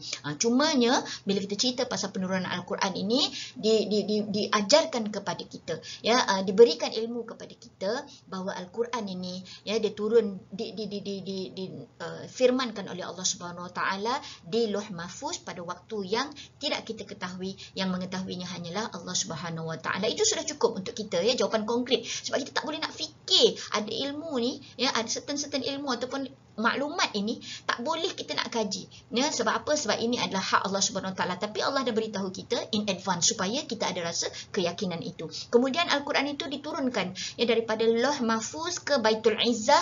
Baitul Izzah ni kat mana? Iaitulah di langit dunia pada malam Lailatul Qadar dalam satu jumlah, makna kata jumlatan wahidatan, makna dia setelah Allah Subhanahu Wa Taala, ya, memfirmankan Al-Quran itu, ya, kemudiannya ianya, ya, diturunkan pula, ya, disampaikan ke langit dunia itu untuk, ya, Jibril nanti akan menyampaikan satu persatu ataupun secara staggered, ya, yang kita sebutkan tadi secara mutawatir itu tadi, ya, secara kata apa continuously, ya, berselang-selang lah, ya, makna kata bergantung kepada kehendak Allah Subhanahu Wa Taala.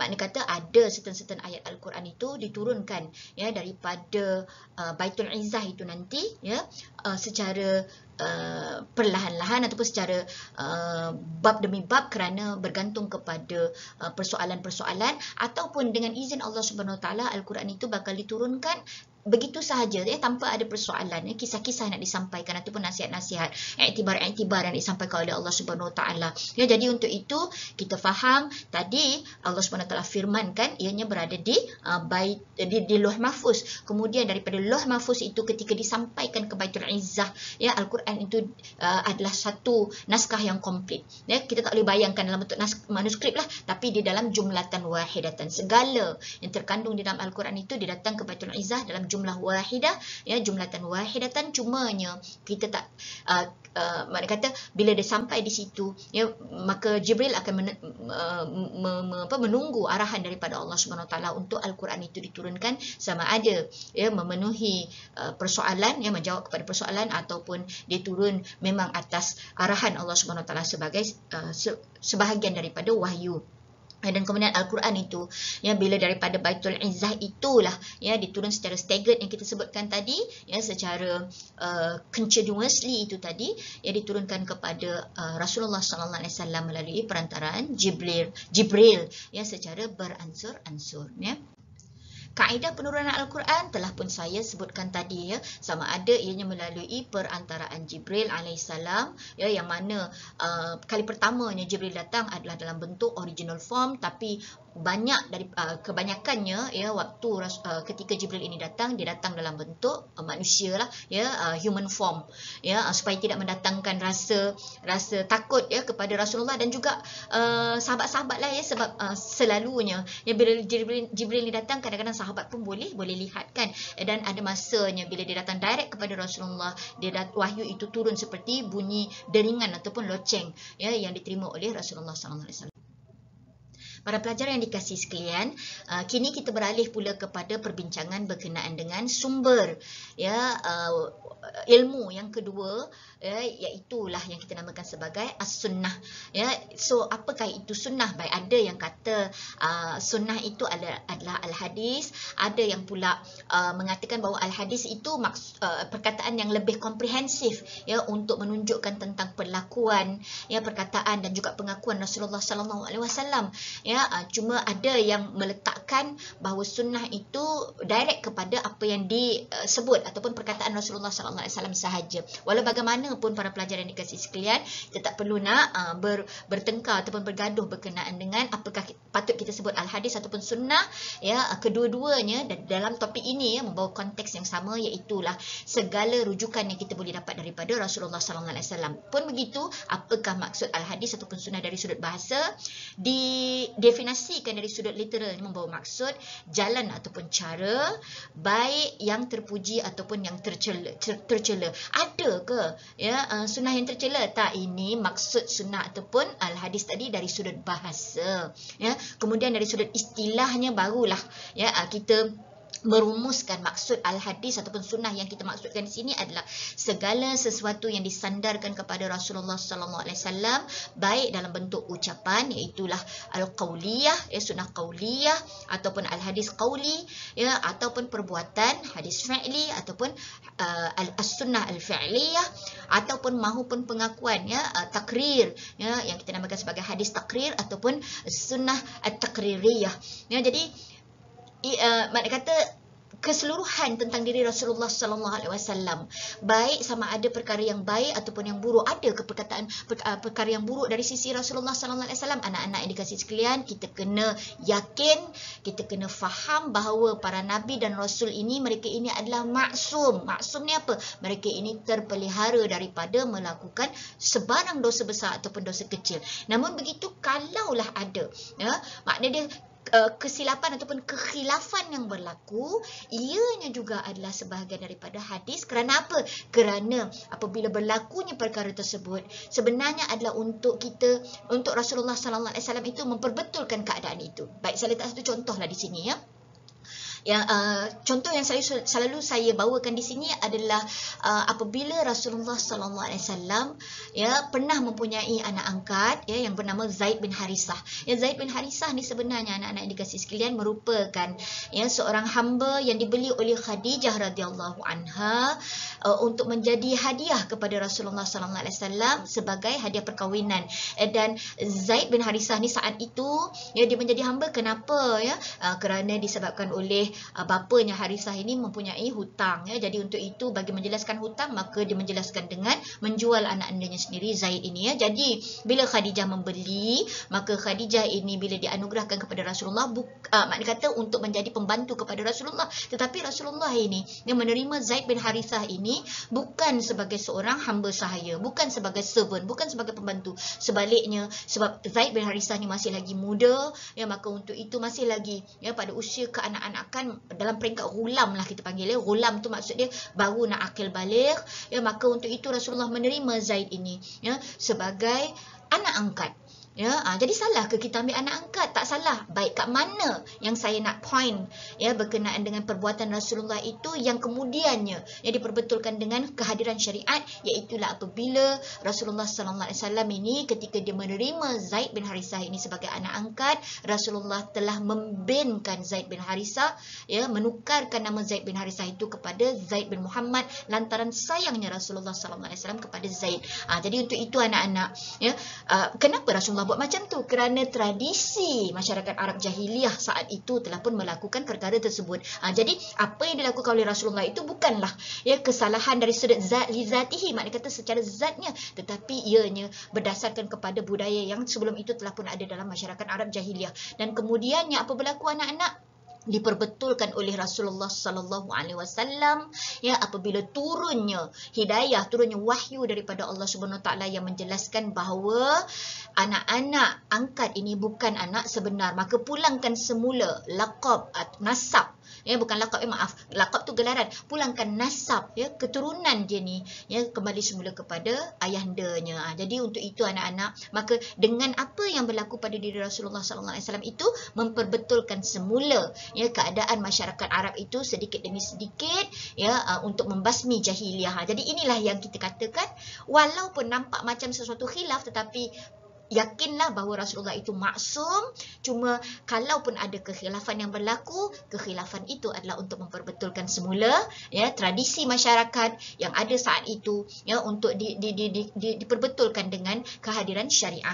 Ya, dan kemudian al-hadis, saya dah maklumkan tadi, ada yang meletakkan spesifik ya kepada hanya perkataan Rasulullah sallallahu alaihi wasallam. Walau bagaimanapun, macam saya kata tadi, tidak perlulah untuk kita berbalah berkenaan dengan perkara ini. Kita terimalah maksud literal itu seadanya.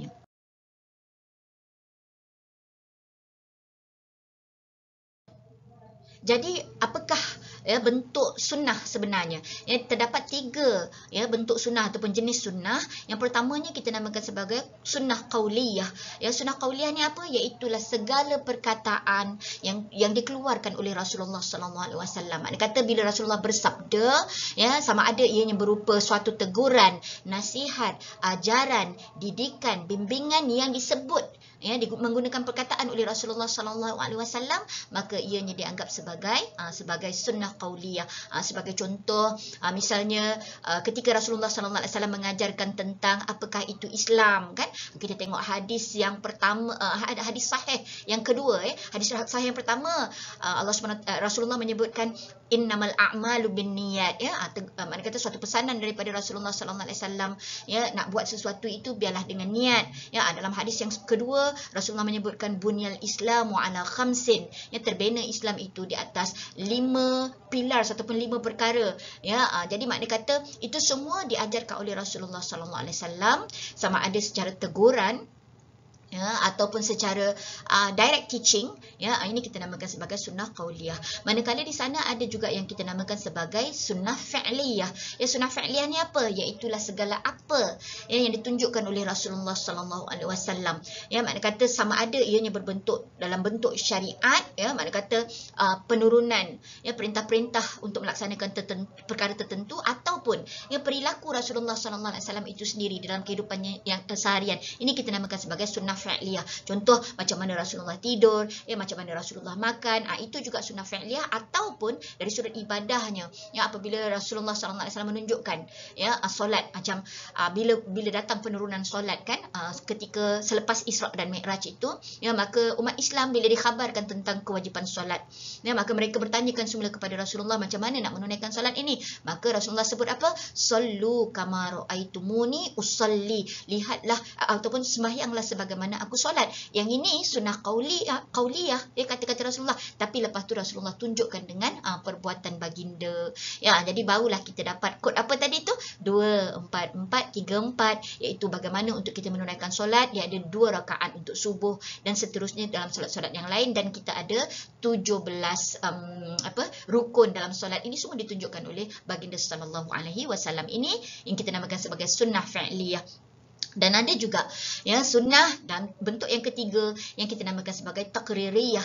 Takririyah ni macam mana? Iaitulah pengakuan-pengakuan Rasulullah, sama ada Rasulullah berdeham ataupun Rasulullah mengangguk ataupun Rasulullah mengeleng ataupun Rasulullah memberikan persetujuan dengan cara senyuman semata-mata. Contoh ya, kita dalam masalah memakan dhab kan, kita tengok sahabat dulu ya, bila mereka ini dalam satu peristiwa itu ya, mereka balik daripada peperangan ya, kalau tak silap saya lah ya, ataupun daripada perniagaan ya, tak apa, kita kena verify balik maklumat itu. Cumanya nak ceritanya berkenaan dhab ni ya, para sahabat ya, bila kehabisan ya bekalan makanan, maka mereka ini kebetulannya di padang pasir itu ketika mereka berehat, lalulah beberapa biawak padang pasir kan. Namanya biawak kan, kita rasa macam tak selera, betul ya, tetapi sahabat ditangkap ya, dan kemudian sahabat pun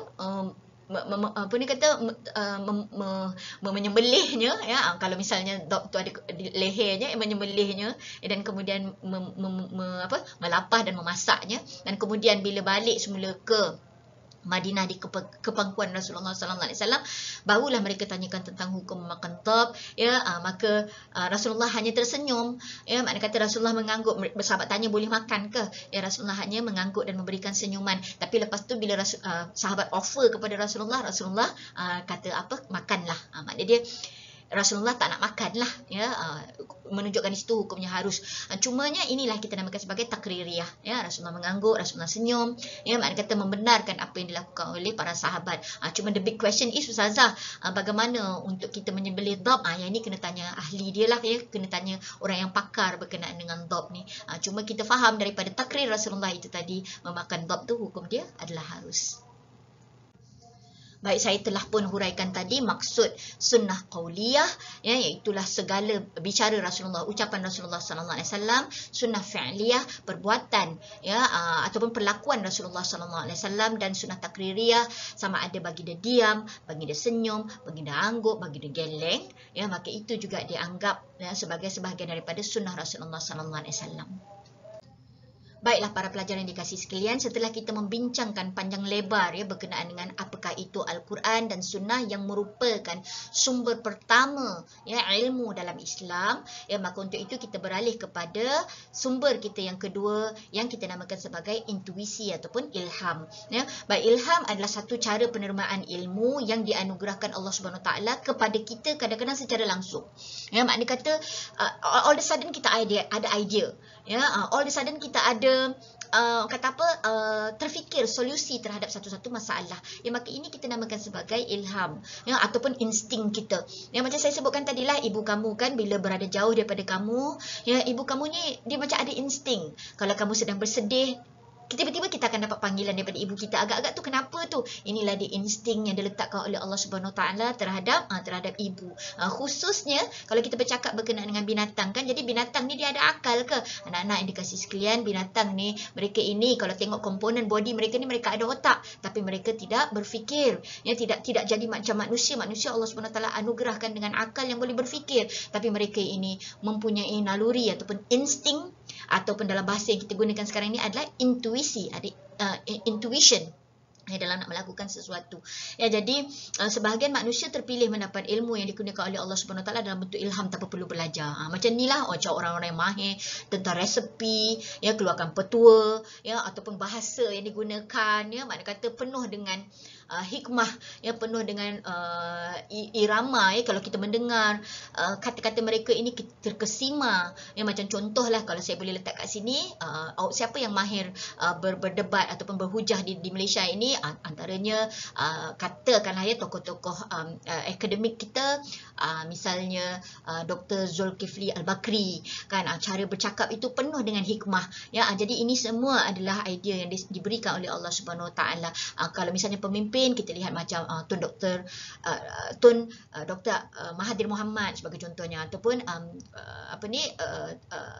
Datuk Seri yang amat berbahagia, Datuk Seri Anwar Ibrahim sebagai contohnya lah ya. So mereka ini adalah orang yang boleh mahir dalam bercakap ya. Kalau di peringkat internasionalnya kita tengok di sana adanya Yusuf Qaradawi ya, kalau kita mendengar bicara dia kita terpesona ya. Begitu juga misalnya Soekarno ya, dikabarkan kalau Soekarno ni Presiden Soekarno once upon a time lah di Indonesia ya, kalau dia bercakap ni 2 jam orang tak bergerak-gerak ya, sebab seronok dengan dia bercakap. Jadi mana dapatnya ya ilmu-ilmu ini tadi, ilmu untuk bercakap dengan fasih ini tadi, ianya datang daripada ilham ataupun intuisi.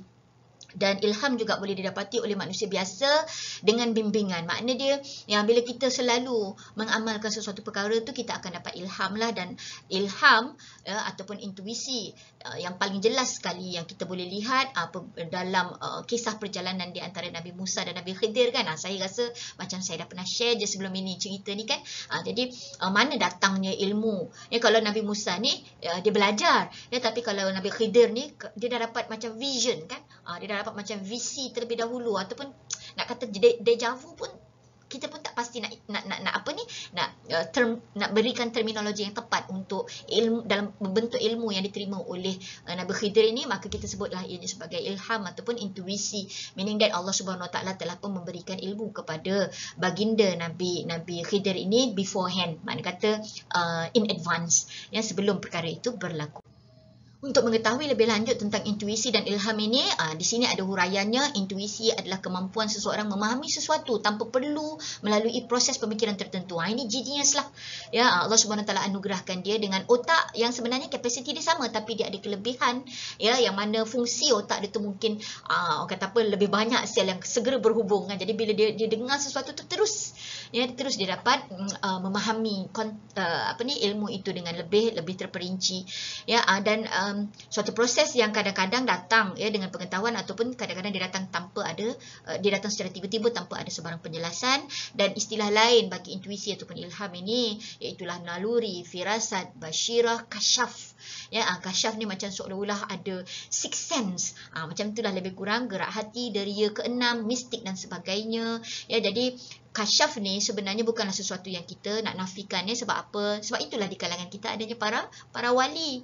Ya, sebab kenapa agaknya adanya para wali? Because inilah kita namakan sebagai ilmu kasyaf. Kenapa? Ianya melalui latihan-latihan yang secara konsisten, istiqamah, seperti zikir, puasa, melatih minda positif, yang memungkinkan seseorang orang soleh itu memiliki sesuatu anugerah daripada Allah Subhanahu Wa Taala. Ya, jadi dengan ilmu kasyaf ni, ya, kadang-kadang ada orang mampu untuk mengubati, ya, satu-satu penyakit, ya. Macam dulu kita ada Tuan Guru Harundin, ya, yang mahir, ya, dalam membantu orang yang orang kata memiliki sakit yang tak dapat dilihat daripada mata kepala kan. Jadi ini semualah yang kita katakan sebahagian daripada intuisi dan ilham, dan Islam mengiktiraf, ya, intuisi dan ilham ini sebagai salah satu daripada cabang ilmu, yang mana ilmu ini direct daripada Allah Subhanahu Wa Taala kepada manusia biasa, ya, sama ada manusia itu seorang yang alim, ya, seorang yang soleh, ataupun mungkin boleh berlaku pada manusia yang biasa-biasa, ya, layman macam kita ni. Ya, ini semua adalah dengan izin Allah Subhanahu Wa Taala. Para pelajar yang dikasihi sekalian, ya, kita masuk kepada sumber yang ketiga yang kita namakan sebagai akal. Sumber apa ni? Sumber ilmu yang ketiga, iaitulah akal. Ya, baik, itu sebabnya akal ni adalah suatu anugerah Allah Subhanahu Wa Taala kepada manusia, yang mana inilah yang membezakan di antara manusia ini dengan haiwan. Ya, kalau haiwan dia ada juga otak dia, ya, tetapi otak ini tidak digunakan untuk berfikir semampu manusia boleh berfikir. Ya, jadi itu sebab layaklah manusia ini dilantik sebagai khalifah Allah Subhanahu Wa Taala, kerana Allah Subhanahu Wa Taala menganugerahkan kebolehan untuk berfikir dan kebolehan untuk bertutur. Itu sebabnya manusia ini, ya, kita boleh bertutur dalam multi language, ya, macam-macam bahasa, ya. Apakah mungkin satu ketika nanti kita boleh bertutur dengan haiwan? Itu let it be lah, ya. Mungkin bukan zaman kita, mungkin di zaman yang akan datang nantilah. Cumanya binatang ni dia tak mungkin boleh berbahasa dengan bahasa kita. Kalau ada, itu science fiction, ya. Makna kata itu keinginan ataupun imajinasi, ya, di masa hadapan. Macam kita tengok cerita sebagai contoh kan, Planet of the Apes, ya, yang apes ni boleh berkata-kata, wallahu alam. Tetapi sebagai umat Islam, kita yakin bahawa tanggungjawab sebagai khalifah, sebagai vicegerent itu diberikan kepada umat manusia adalah kerana dua fungsi yang paling besar ini, kemampuan untuk berfikir dan kemampuan untuk bertutur, untuk berkomunikasi, yang menyebabkan lahirlah hubungan ya dalam bentuk domestik dan juga di peringkat antarabangsa ya. So kembali semula kepada cerita berkenaan dengan akal ini tadi, dari sudut apa maksud akal dari sudut bahasanya, yang diambil dari perkataan bahasa Arab aqala yaqilu aqlan, yang membawa maksud menahan, mencegah dan melarang. Apa yang nak dicegah, apa yang nak dilarangi, maka kita melihat kepada maksud ataupun definisi akal daripada istilah, iaitulah orang yang berakal, orang yang menahan dirinya dan menolak keinginan hawa nafsunya. Ya, jadi untuk itu anak-anak yang dikasihi sekalian, apa yang dimaksudkan dengan akal dalam konteks yang kita sedang pelajari ini, iaitulah ya kemampuan untuk menahan diri daripada dikuasai oleh emosi. Ya, itu sebabnya Allah Subhanahu Wa Taala melantik para lelaki ini sebagai pemimpin, ya, bukan sebab mereka ini lebih daripada wanita, ya, tetapi Allah Subhanahu Wa Taala dengan segala kelebihan zatnya, ya, menjadikan lelaki ini otaknya mampu menguasai emosi, sedangkan wanita ini dengan segala kelembutannya, ya, dengan segala kasih sayangnya, kadang-kadang itu termakan lebih emosi. Tapi saya tak kata perempuan tak boleh jadi pemimpin, ya, sebab saya juga pernah menjadi pemimpin pelajar di sekolah.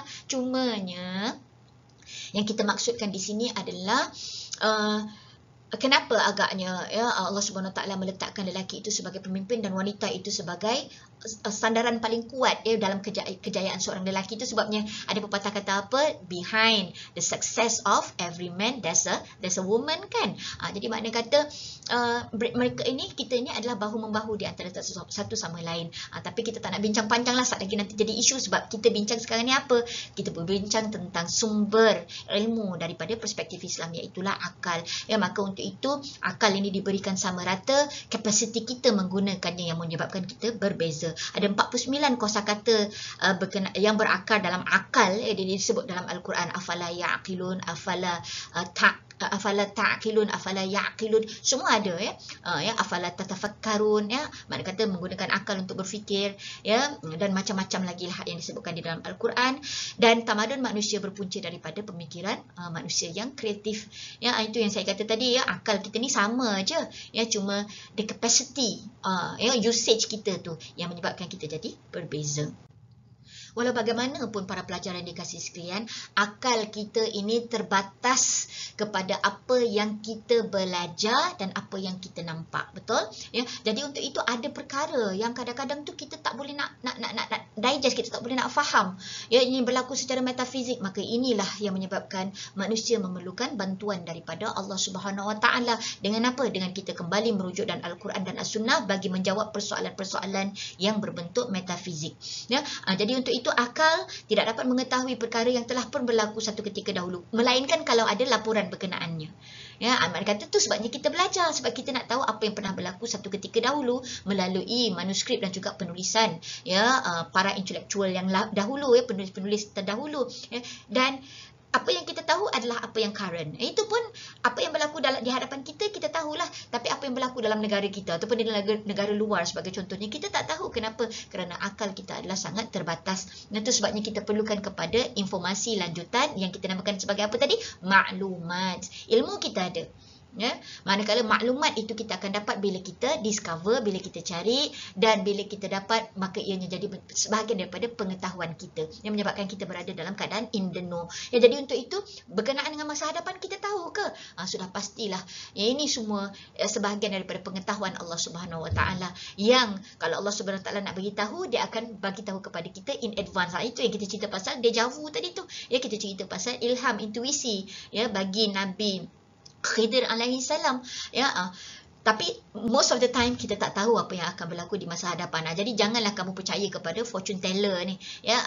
Dan janganlah kamu percaya kepada zodiak, ya, berdosa, ya, sebab ianya termasuk di antara salah satu dosa-dosa yang disebutkan di dalam Al-Quran, ya, rijsum min amali syaitan. Ya, apa yang Allah SWT sebut, bismillahirrahmanirrahim, innamal khamru wal maisiru wal ansabu wal azlamu rijsum min amali syaitan. Ya, fajtanibu. Allah SWT suruh kita ni jangan tilik nasib. Ya, jangan kita percaya pada zodiak. Kalau nak fun-fun, mungkinlah, ya, sekadar baca, tapi janganlah sampai menjadi sesuatu yang kita imani, kita percaya pula, ya, sebagai apa yang akan berlaku di masa hadapan. Dan seterusnya perkara yang berkaitan dengan ketuhanan, keagamaan, akhlak, perkara gaib seperti roh, ya, kehidupan selepas mati, itu semua tak dapat nak dicapai dengan akal, tak tercapai akalmu. Ya, jadi untuk itu bagaimana untuk kita mengetahuinya dan kita meyakininya, maka itu yang menyebabkan kita kembali semula kepada sumber ilmu yang pertama, iaitu Al-Quran dan As-Sunnah. Para pelajar yang dikasihi sekalian, kita sampai kepada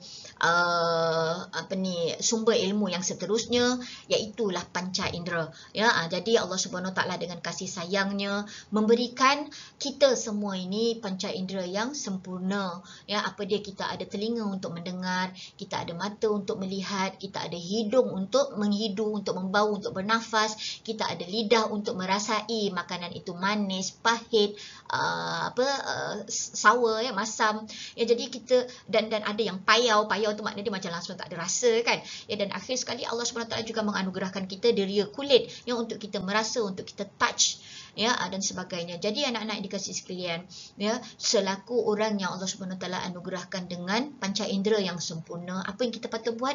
Kita patut bersyukur dan menjadikan ianya sebagai salah satu daripada sumber ilmu untuk kita dapat manfaat bagi diri kita dan juga bagi orang lain di sekeliling kita. Ya, namun begitu, percaya ataupun tidak, ada yang Allah SWT tidak berikan panca indera yang sempurna sebagaimana yang kita ada. Jadi itu sebabnya kalau kita rasa, ya, kita down ataupun kita rasa ada hari yang kita lalui itu tidak sempurna ataupun tidak sebaik yang kita mahukan, ya, maka compare diri kita, ya, dengan orang yang lebih maknanya kata Allah SWT sentiasa uji dia. Ya, contoh misalnya Allah SWT tarik penglihatan dia, ya, maka dia tidak dapat melihat Al-Quran, ya, dia tidak dapat melihat walau dirinya sendiri, dia tak dapat nak melihat ibu bapanya, tapi selalunya orang macam ni Allah SWT akan berikan anugerah yang lain, ya.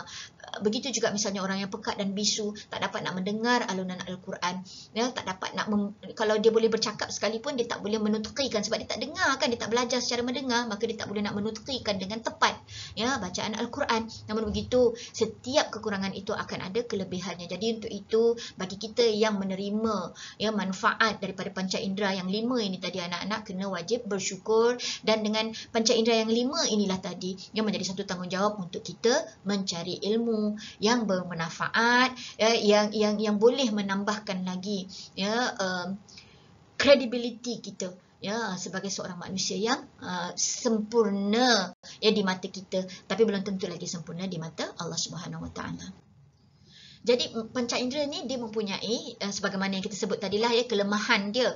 Ya, makna kata terhad sebenarnya. Ya, kita tahu tak, macam contohlah pandangan. Saya dah bagi contoh sebelum ini. Pandangan kita hanya ada pada apa yang kita dapat lihat di sekeliling kita. Kalaupun mungkin, ya, bertuahnya kita pada hari ini sebab kita hidup di dalam zaman peranti elektronik kan, zaman media sosial yang luas. Jadi mungkin kita kat Malaysia ni, kita berada di Malaysia tapi kita boleh tahu apa yang berlaku di Qatar, apa yang berlaku di Arab Saudi, tapi itu pun melalui apa yang dikongsikan oleh umat sejagat kan. Cumanya, ya, berbezanya panca indera kita dengan panca indera, maafkan saya, berbezanya panca indera kita dengan pandangan Allah Subhanahu Wa Taala. Tu sebabnya, ya, sifat Allah Subhanahu Wa Taala ini basiran, dia melihat. Tapi apakah Allah Subhanahu Wa Taala melihat dengan panca indera? Apakah Allah Subhanahu Wa Taala itu melihat dengan mata? Sama sekali tidak. Ya, tak boleh kita samakan. Sebab itulah dalam sifat Allah Subhanahu Wa Taala basiran itu ada penjelasannya, kaunuhu basiran. Maknanya dia, Allah Subhanahu Wa Taala itu melihat dengan keadaan zatnya yang melihat. Tak mampu kita fikirkan dengan akal fikiran. Ya, sebab kalau kita boleh fikir semua benda kita boleh nampak, maka tak adalah keindahan dalam kehidupan ini sebab semua benda kita tahu. Maka di sana Allah SWT dengan sengajanya menjadikan kita ni ilmu kita terhad. Ya, jadi dengan panca indera inilah kita mengambil tahu, ya, dan dengan panca indera inilah kita akan menemui jawapan. Itu yang menyebabkan kehidupan kita ni ada hadaf, ada matlamat.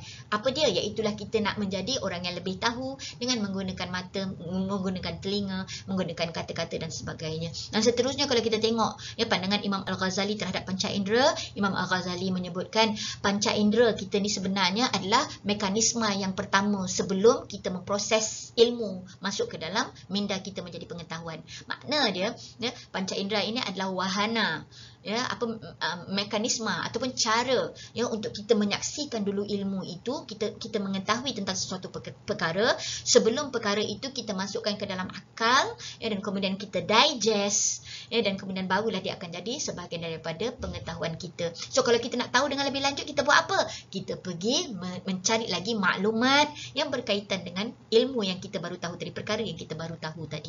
Ini pandangan daripada Imam Al-Ghazali. Itu sebabnya kita kena bersyukur dengan panca indera kita yang ada, because tak semua orang ada mekanisme yang kita ada untuk mendapatkan ilmu.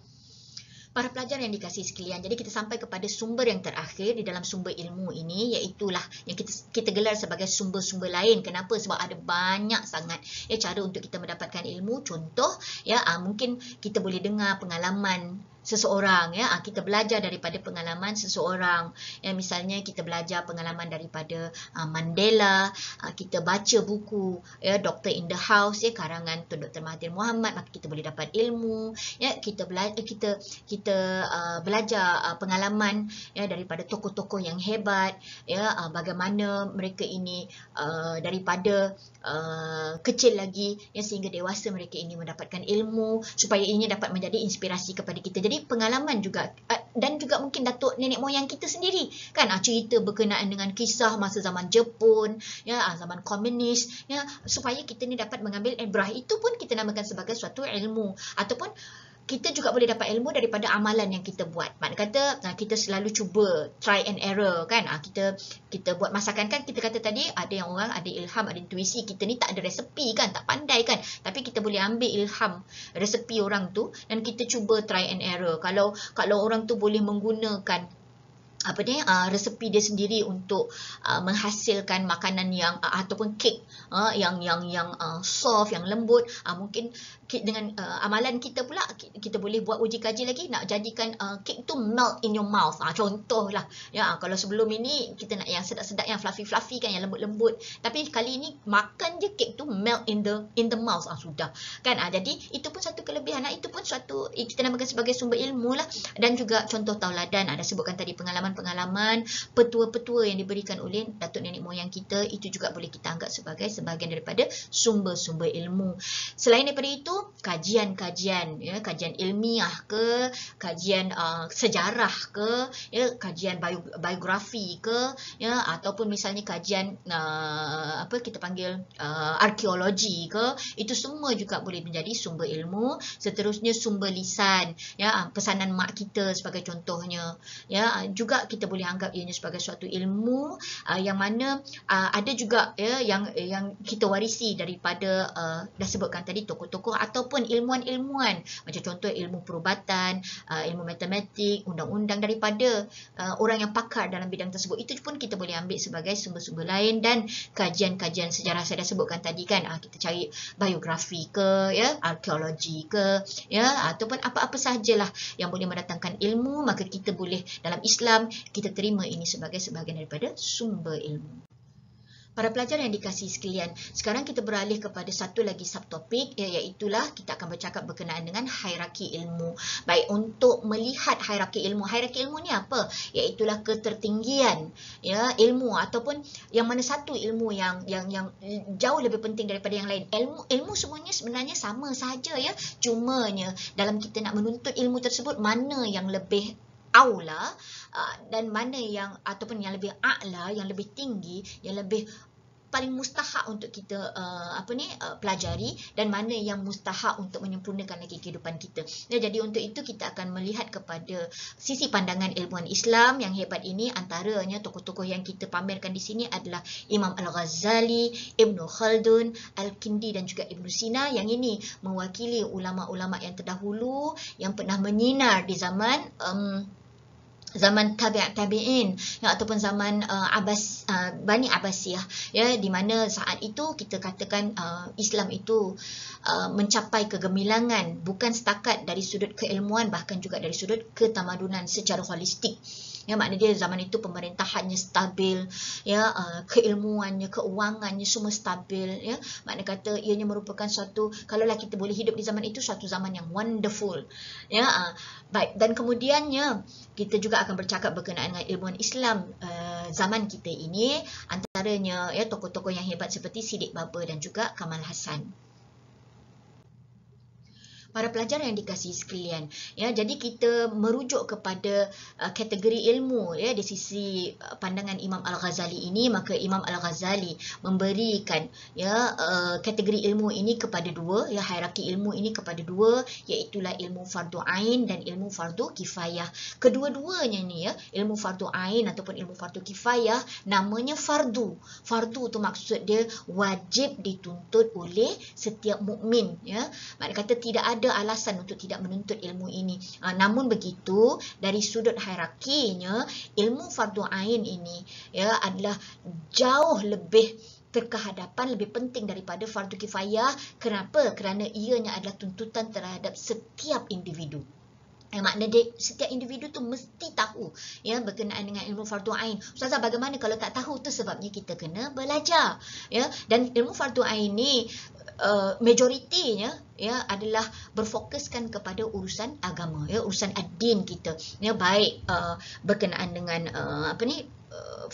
berkenaan dengan rukun iman, rukun Islam, rukun ihsan, semuanya ada dibicarakan di dalam fardu ain. Tujuan dia tadi apa anak-anak? Tujuannya adalah untuk melahirkan hamba Allah Subhanahu Wa Taala yang memahami tujuan keberadaannya di dunia, dan dengan ilmu fardu ain ini akan mendekatkan lagi kita kepada Allah Subhanahu Wa Taala dalam kita menunaikan tanggungjawab kita sebagai seorang hamba. Nah, itu ilmu fardu ain. Manakala ilmu fardu kifayah pula, ya, di sisi Imam Al-Ghazali bukan tak penting, saya dah sebut tadi, ianya adalah ilmu yang fardu, namun ilmu fardu di sini yang kafa. Maksud kafa ni maksudnya apa? Iaitulah memadai kalau ada sekelompok ya daripada masyarakat Islam itu yang menguasai ilmu ini, maka ianya sudah membantu individu lain yang tak mampu ini ya untuk apa, terhindar daripada dosa lah kerana tidak mengetahuinya. Dan maknanya dia fardu kifayah ini tuntutannya adalah untuk sekelompok yang berkebolehan ataupun yang mahir dalam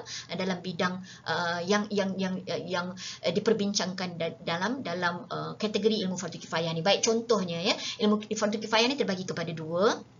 Ya, ada di antaranya ilmu yang berbentuk syariah. Apa dia? Iaitulah contoh misalnya ilmu ekonomi Islam. Ya, ilmu ekonomi Islam ni maksud dia ilmu ya muamalah Islam lah, transaksi. Mungkin tak semua orang berminat dengan ekonomi ini, tetapi bila kita bercakap berkenaan dengan perniagaan ya, bila kita bercakap berkenaan dengan pelaburan ya, insurans, kita perlulah pergi kepada transaksi yang patuh syariah. Ya, makna kata sebab itu telah pun diajarkan di dalam Islam. Contohlah saya boleh bagi kat sini, bila kita bercakap berkenaan dengan apa bezanya ya berniaga dengan riba, ya, maka Allah Subhanahu Wa Taala sebutkan di dalam Al-Quran, wa ahallallahu al-bai'a harrama riba. Ya, Allah Subhanahu Wa Taala membenarkan urusan jual beli ini, tetapi Allah Subhanahu Wa Taala mengharamkan riba. Ya, dalam praktis Rasulullah sallallahu alaihi wasallam sendiri pun Rasulullah pernah melaksanakan gadaian. Ya, jadi gadaian ini anak-anak sebenarnya lebih baik lagi ya kita laksanakan ya.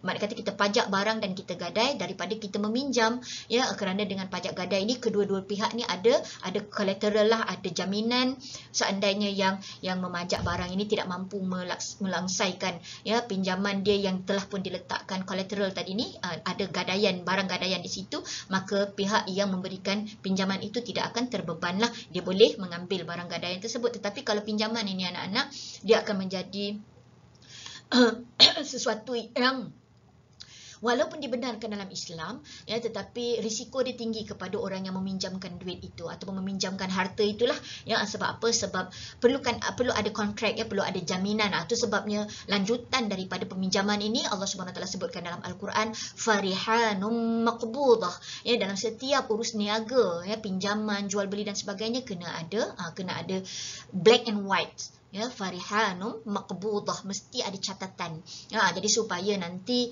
ya tidak ada pihak yang akan teraniaya ketika melakukan transaksi ya, peminjaman dan sebagainya. Itu sebabnya riba ni tak boleh ya, sebab riba ini ya ternyata akan memberikan kesusahan ataupun penganiayaan terhadap orang yang terkena kepada riba. Jadi ini ilmu ini kita namakan sebagai ilmu fardu kifayah. Kalau individu tu mampu untuk menuntutnya, maka cubalah jadi pakar. Tapi kalau dia tak boleh nak jadi pakar, memadailah ada sekelompok intelektual yang menguasai bidang ini. Maka kita sebagai layman ini tidaklah terbeban dengan dosa. Tapi kalau kita nak tahu, itu lebih aula. Dan di sana ada juga ilmu yang bukan syariah. Apa dia? Iaitulah ilmu yang berkaitan dengan misalnya kita panggil sebagai ilmu kemahiran lah, ya, macam contoh misalnya ilmu yang berkenaan dengan sains dan teknologi, ya, makna kata nak melahirkan innovator, nak melahirkan inventor, nak melahirkan jurutera, ya, nak melahirkan pilot, nak melahirkan doktor. Maka ilmu seperti ini sebenarnya juga memerlukan kepada talent dan juga kemampuan, kan, ya. Jadi untuk itu orang yang memadailah kalau sekelompok daripada kalangan masyarakat kita ini telah pun mengetahui, ya, maka yang lain itu tidak akan menanggung dosa. Contoh lain, ilmu TESOL kita ni, ya, sebab kamu pelajar TESOL, kan, ya, jadi ilmu TESOL kita ini pun dianggap sebagai ilmu fardu kifayah walaupun ini bukan syariah, ya, sebab bukan nak orang kata apa, bukan nak mengecilkan hati kamu, ya, sebab kalau ikutkan TESOL ini adalah urusan dunia, ya, makna kata alat komunikasi kita di antara masyarakat global, kerana hari ini bahasa Inggeris itu digunakan secara berleluasa. Namun begitu, dianya bukanlah bahasa syurga, ya, itu yang menyebabkan dia terkeluar daripada ilmu syariah, kan. Walau bagaimanapun mempelajarinya adalah fardu kifayah. Jangan terasa pula. Seterusnya kita melihat pandangan Ibn Khaldun terhadap hierarki ilmu ataupun kategori ilmu. Maka Ibn Khaldun memecahkan, ya, pada pandangan beliau lah, ya, memecahkan ianya kepada ilmu naqliyah ataupun ilmu aqliyah. Kalau Imam Al-Ghazali tadi dia rangkum semua, ya, maknanya dia bagi dia hanya ada ilmu fardu ain dan fardu kifayah, sama ada ilmu itu berbaskan kepada Al-Quran dan Sunnah, dia tetap masukkan dalam kategori itu. Tapi kalau ikut Ibn Khaldun pula, dia memecahkan ilmu itu pada pandangan dia, ya, ilmu naqliyah dan juga akliyah. Baik, ilmu naqliyah tu apa? Iaitulah ilmu yang berdasarkan kepada sumber wahyu, manakala ada juga yang tak lahir daripada sumber wahyu, tetapi mungkin datang daripada para ulama. Ya, jadi para ulama ni kita tahu mereka ni ada ilham, ada insting, ada amalan-amalan tertentu, ya, ataupun para wali, ya. Jadi mereka ini ada, kita namakan sebagai apa tadi? Ilmu firasat, ya, ilmu kasyaf. Jadi ini kita namakan sebagai ilmu naqliyah, ya. Dan manakala di sana ada kategori yang kita namakan sebagai ilmu akliyah, manakala akliyah ini adalah berbaskan kepada logik, fizik, metafizik dan juga penemuan-penemuan lah, ataupun eksperimen-eksperimen, ya. Jadi untuk itu para pelajar yang dikasih sekalian, ya, pelaksanaan PNP kita ini juga ilmu akliyah, yang kita banyak menggunakan, ya, pemikiran kita dalam menterjemahkan ilmu tersebut. Jadi ini adalah kategori ilmu di sisi Ibn Khaldun. Adakah yang lebih aula di antara satu sama lain? Sudah pastilah ilmu naqliyah itu lebih aula untuk kita belajar terlebih dahulu, kemudian barulah kita sempurnakan lagi, ya, dengan kita mempelajari ilmu akliyah. Seterusnya para pelajar yang dikasihi sekalian, kita melihat kepada kategori ilmu di sisi pandangan Al-Kindi. Baik, siapa Al-Kindi ni? Al-Kindi ini merupakan antara saintis, ya, dan juga pelopor kepada dunia engineering, ya, di zaman keemasan Islam satu ketika dahulu. Jadi bila dia memberikan pandangan di tentang kategori ilmu ni, pandangan dia adalah pandangan seorang innovator lah, seorang saintis, kan. Ya, jadi untuk itu dia membahagikan ilmu ini kepada teori dan praktikal, ya, theoretical dan juga praktikal. Maka pada dia, ya, ilmu teori ini yang dapat dikaji, yang dinamakan sebagai ilmu fizik, metafizik dan juga matematik, ya, makna kata banyak berkaitan dengan teori, because tidak melahirkan pembuktian-pembuktian lah, melainkan formula-formula, ya, ataupun idea-idea, ya, ataupun kita boleh katakan sebagai hasil analisa, ya. Tetapi di sana ilmu praktikal bagi Al-Kindi ni yang perlu di-execute, ya, yang dapat dilihat dengan mata kepala kita, ya, yang dapat kita uji, ya. Antaranya adalah bila kita belajar tentang agama, bila kita belajar tentang akidah syariah, apa hasil daripadanya? Mestilah wujudnya akhlak, ya. Ini benda yang praktikal kita kena buat, ya. Kemudian adanya contoh, ya, ilmu yang membangunkan pengurusan, macam contoh dapat dilihat hasil je. Kalau kita belajar engineering sahaja, ya, ianya akan jadi suatu teori, ya, melahirkan formula-formula. Tetapi bila kita nak execute tu, ya, bila kita nak laksanakan tu, dia mestilah sesuatu yang praktikal dapat dilihat apabila berlakunya pengurusan rumah, bandar, ya, pembangunan, ya, yang jelas dan mampan, barulah, ya, agriculture, ya, apa lagi, macam-macam lah, ya, yang berkaitan dengan perkara-perkara yang praktikal, ya, kewujudan kereta, ya, kewujudan rumah, kewujudan mesin-mesin, ini kita namakan sebagai ilmu yang praktikal, dan ini pandangan Al-Kindi apabila bercakap berkenaan dengan hierarki ilmu. Seterusnya pandangan ilmu, ya, di sisi Ibn Sina. Baik, kalau kita tengoklah pula Ibn Sina ni, ya, kerana Ibn Sina ni latar belakang dia juga seorang saintis, ya, yang mana akhirnya dia melahirkan banyak, ya, penemuan-penemuan sains dalam bidang, khususnya bidang medik, ya, bidang perubatan. Jadi untuk itu pada Ibn Sina, kategori ilmu di pandangan mata dia ada dua, iaitulah ilmu abadi dan ilmu yang sementara. Baik, kita pergi pada kategori ilmu sementara terlebih dahululah, ya. Ilmu sementara tu maksud dia bukanlah ilmu tu tak kekal, ya, tapi cumanya ilmu itu adalah untuk urusan kita di dunia. Contoh yang saya sebutkan tadilah, ya, macam contoh ilmu kedoktoran, ya, ilmu mathematics, ilmu engineering, ilmu alam bina, semuanya adalah untuk urusan-urusan kita, menyempurnakan urusan kita di dunia. Manakala apa pula ilmu abadi, iaitulah ilmu yang berkaitan dengan, makna kata kita belajar kat dunia, kita praktis kat dunia, dia punya impak dia tu sampailah ke hari akhirat, dia akan abadi, ya. Dan ilmu abadi ini juga dipecahkan lagi oleh Ibn Sina kepada ilmu tujuan dan ilmu alat. Baik, apa maksud ilmu tujuan? Ilmu yang kita belajar kerana ada hadaf tertentu. Hadaf kita adalah, makna kata, hadaf kita matlamat, ya, hadaf tu matlamat kita adalah untuk kita gunakan sehingga ke akhir hayat, walaupun kadang-kadang dalam bentuk yang sama ada teori ataupun praktikal. Makna dia, baik secara teorinya, ya, bila kita sakit, kita perlukan kepada ubat-ubatan, ya, dan tentulah, ya, sebagai seorang ahli farmasis ataupun sebagai seorang doktor, ya, kita akan mengkaji, ya, secara teorinya macam mana untuk kita mendapatkan penyelesaian ataupun solusi, ya, terhadap certain penyakit, ya. Namun begitu, dalam teori itu dia tak boleh hanya teori saja pesakit itu akan elok, ya, tapi kita perlukan kepada eksperimen, maka akan berlakulah apa yang kita namakan sebagai praktikal. Pun begitu, kat mana datangnya, ya, ilmu abadi ni tadi, apa kaitannya dengan ilmu abadi? Anak-anak yang dikasihi sekalian, kita melihat kepada firman Allah Subhanahu Wa Taala yang bermaksud, ya, apabila kamu membunuh satu nyawa, seolah-olah kamu membunuh nyawa manusia sekaliannya. Dan apabila kamu memberikan kebaikan, merawat ataupun membantu seseorang itu untuk pulih kembali, maka seolah-olah kamu sedang merawat, ya, memberikan rawatan, yang mencarikan solusi untuk manusia sejagat. Jadi ini yang kita kata ilmu abadi ni, kita memang jadi doktor, ya, tapi lepas tu kita nak biarlah ilmu kita ni abadi. Maka tu sebabnya niat tu perlu, ya, supaya ilmu yang kita belajar tu dia tak hanya berakhir di dunia sahaja. Itu hebatnya umat Islam, because bila kita merawat pesakit, pertamanya kita kena yakin bahawa yang merawat itu, asy-syafi itu, yang memberikan rawatan itu adalah Allah Subhanahu Wa Taala. Tapi kita adalah mekanisme untuk sampai kepada rawatan tersebut. Dan dalam kita merawat pesakit juga kita kena yakin, ya, yakin dengan hadis Rasulullah. Rasulullah kata apa? Likulli da'in dawa. Ya, setiap penyakit tu dia ada ubat dia. Yang tak ada ubat penyakit ni hanyalah mati.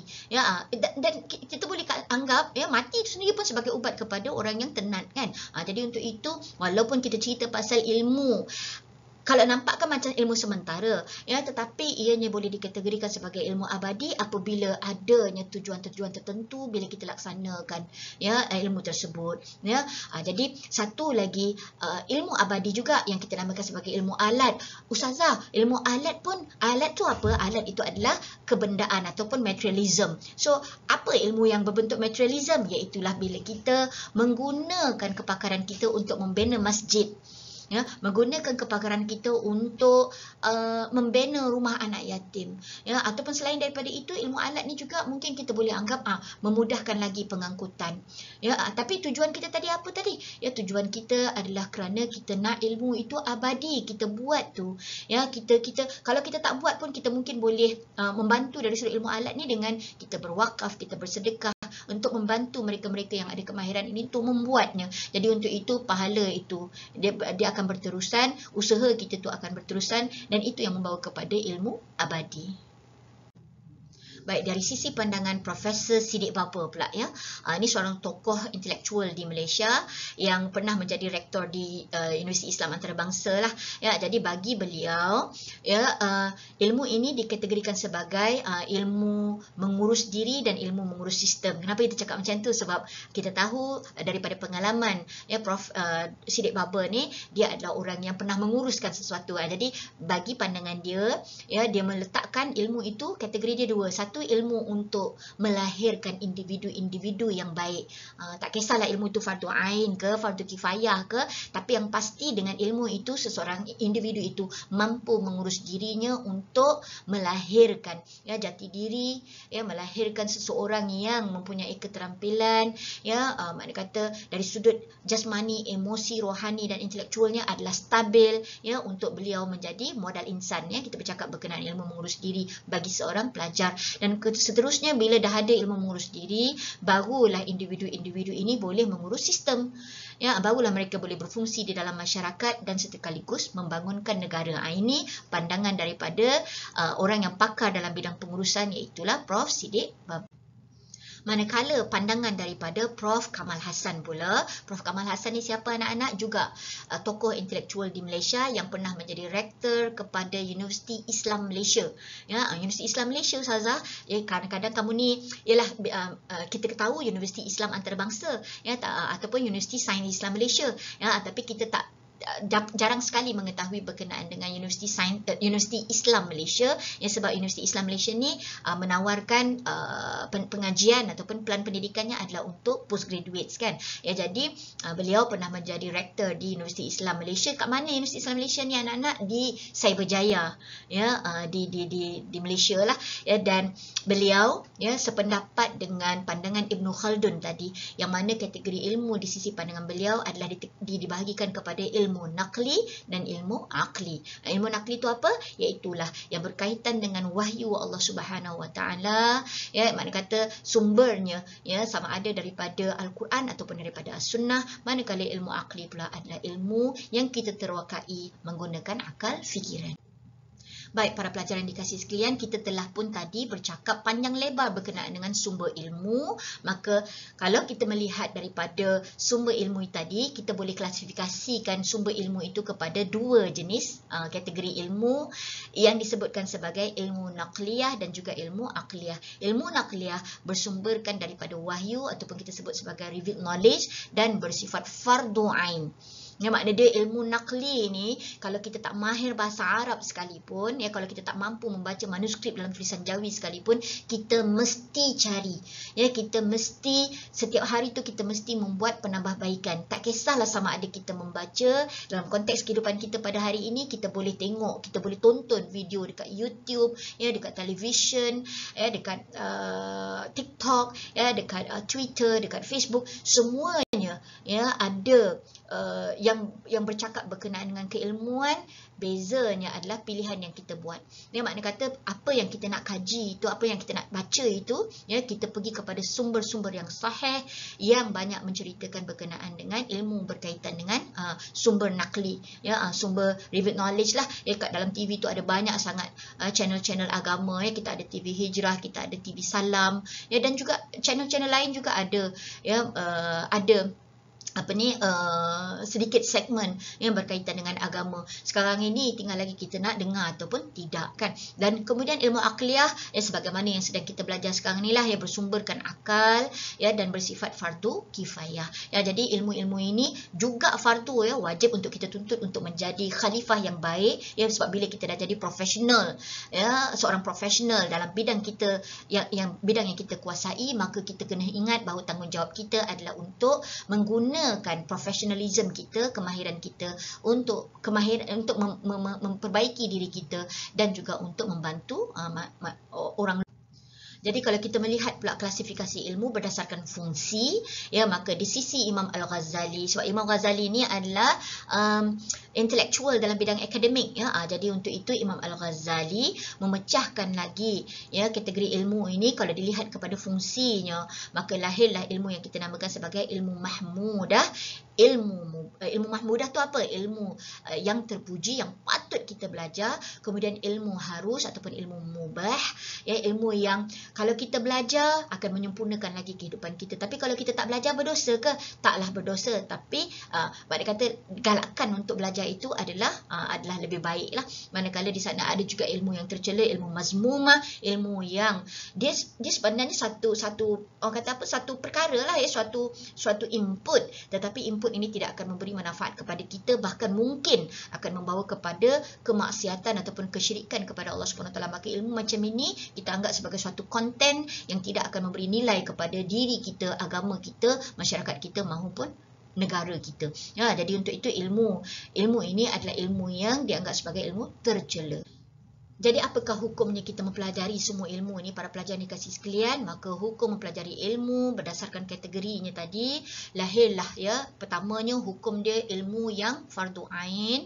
Ilmu ini wajib kita pelajari kerana ianya berkaitan dengan akidah, ya, nak mengenali apa maksudnya ketuhanan, ya, nak meyakinkan diri kita. Ya, jadi termasuklah di sini ilmu rukun iman dan juga rukun Islam, dan juga apakah itu ihsan.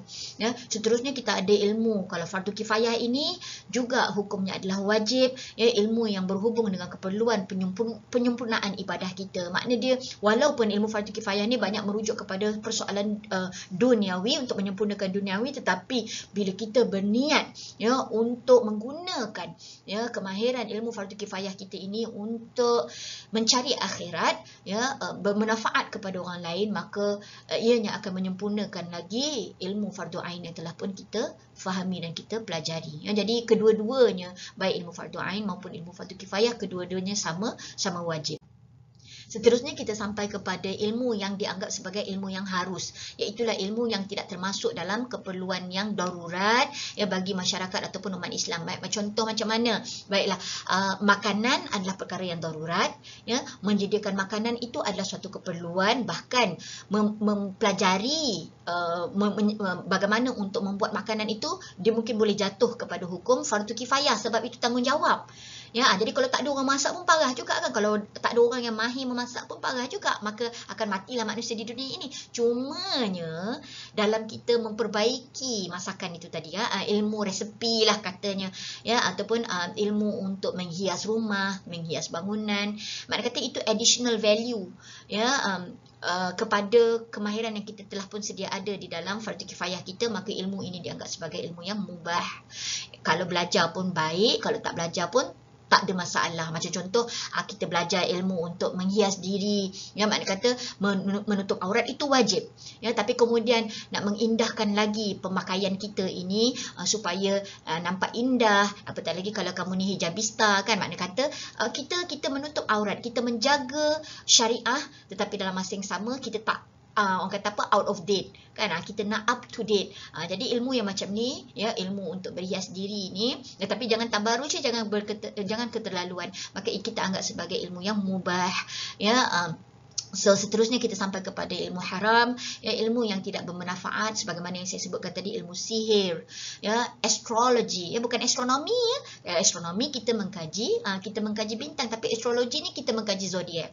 Ya, kita membuat ramalan-ramalan, ya, macam yang ini adalah ilmu yang boleh jatuh syirik, ya, sebab kita percaya kepada ramalan-ramalan yang bakal berlaku. Yang tahu tentang masa depan ni hanyalah Allah Subhanahu Wa Taala, dan kalau Allah izinkan adalah beberapa insan ataupun hamba Allah Subhanahu Wa Taala yang diberikan ilmu laduni yang kita sebut tadi, ya, Nabi Khidir tadi, ilmu yang membentuk ilham ataupun intuisi, ataupun ilmu yang kita katakan macam para wali, ya, ilmu kasyaf, itu is a different thing. Tapi kalau setakat nak belajar macam mana nak meramalkan masa depan, baik, tak payah. Sebab apa? Sebab somehow dia boleh jatuh hukum syirik. Samalah juga dengan numerology. Ya, ilmu kalau tadi astrologi menggunakan zodiak, manakala numerology ni pula dia menggunakan number-number. Ya, macam minta maaf ya. Macam contoh kita jangkakan pada tarikh lahir itu dan ini akan berlakulah malapetaka. Contoh misalnya birthday saya, tarikh birthday saya 6 hari bulan 4 sebagai contohnya kan. Serasi tak dengan suami saya. Suami saya contohnya tarikh kelahirannya 8 hari bulan 6 contoh. Serasi ke tidak? Yang itu kita tak bolehlah percaya ya. Kalau berlaku coincidentally itu adalah kebetulan, tetapi doalah kepada Allah Subhanahu Wa Taala untuk yang terbaik ya, untuk masa hadapan kita tu, sebab kita kena berusaha tu, sebab kita kena ada ilmu supaya tidak ditipu ya oleh golongan-golongan astrologis dan juga numerologis ini ya. Dan kemudian kita tak boleh belajar kaedah mencuri ya, ya, dan juga teori-teori yang membawa kepada kesesatan. Itu sebabnya saya dah highlight kepada kamu, kalau adalah yang mengaku dirinya nabi dan rasul di akhir zaman ini, membawa teori-teori agama yang baru, amalan-amalan yang baru, silalah jauhi, silalah tinggalkan ya, kerana tidak ada lagi ya message ataupun dakwah yang terakhir melainkan ya risalah yang dibawa oleh Rasulullah sallallahu alaihi wasallam. Baiklah para pelajar yang dikasihi sekalian, kita sudah sampai kepada penghujung ya topik kita yang ke-6 ini. Kita bercakap berkenaan dengan ilmu ya daripada perspektif Islam ya. Maka untuk itu secara kesimpulannya, dalam Islam ilmu menduduki darjat yang tinggi di sisi manusia dan apatah lagi di sisi Allah Subhanahu Wa Taala. Itu sebabnya saranan ya Al-Quran itu sendiri pada permulaannya adalah tuntutlah ilmu ya. Makna kata Iqra, Bismillahirrahmanirrahim, Iqra bismi rabbikal ladzi khalaq.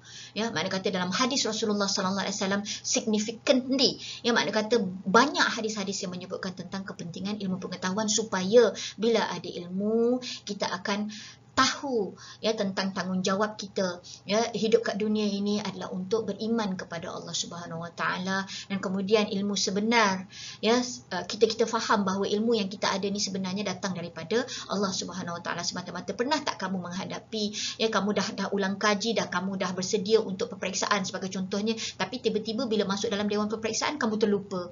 Kenapa tu anak-anak? Ianya adalah kerana ilmu itu sebenarnya adalah pinjaman daripada Allah Subhanahu Wa Taala yang all knowing, yang memiliki pengetahuan ya, yang memiliki ma'rifah yang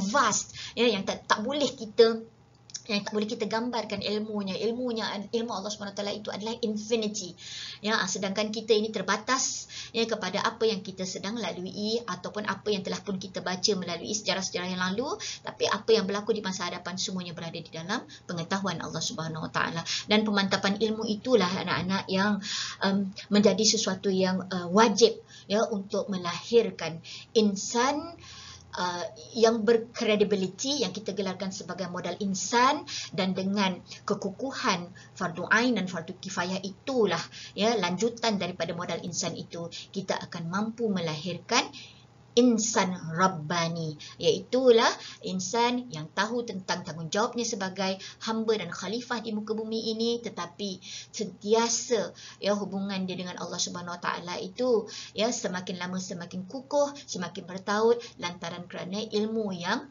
dia dapat daripada kajiannya, kecintaannya terhadap fardu ain dan juga penguasaannya di dalam fardu kifayah. Jadi kita doakan sama-samalah kita, anak-anak yang dikasihi sekalian, yang menjadi orang yang berilmu ya, yang mendapat keberkatan daripada Allah Subhanahu Wa Taala, dan dengan ilmu kita tu kita mohon pada Allah Subhanahu Wa Taala supaya jadi berkat, supaya kita tak jadi bongkak ya, supaya nanti dengan ilmu itu ya kita ikut rasmi padi ya, semakin banyak ilmu semakin berisi, semakin kita tunduk dan humble ke bumi. Baik, untuk itu saya tutup ya lesson kita ya, pertemuan kita ini dengan aqulu qauli hadza wa astaghfirullah li wa lakum. Wassalamualaikum warahmatullahi taala wabarakatuh. Dan di sinilah dalil-dalil ya yang kita boleh sharekan untuk menunjukkan betapa Islam itu sangat menggalakkan ilmu pengetahuan.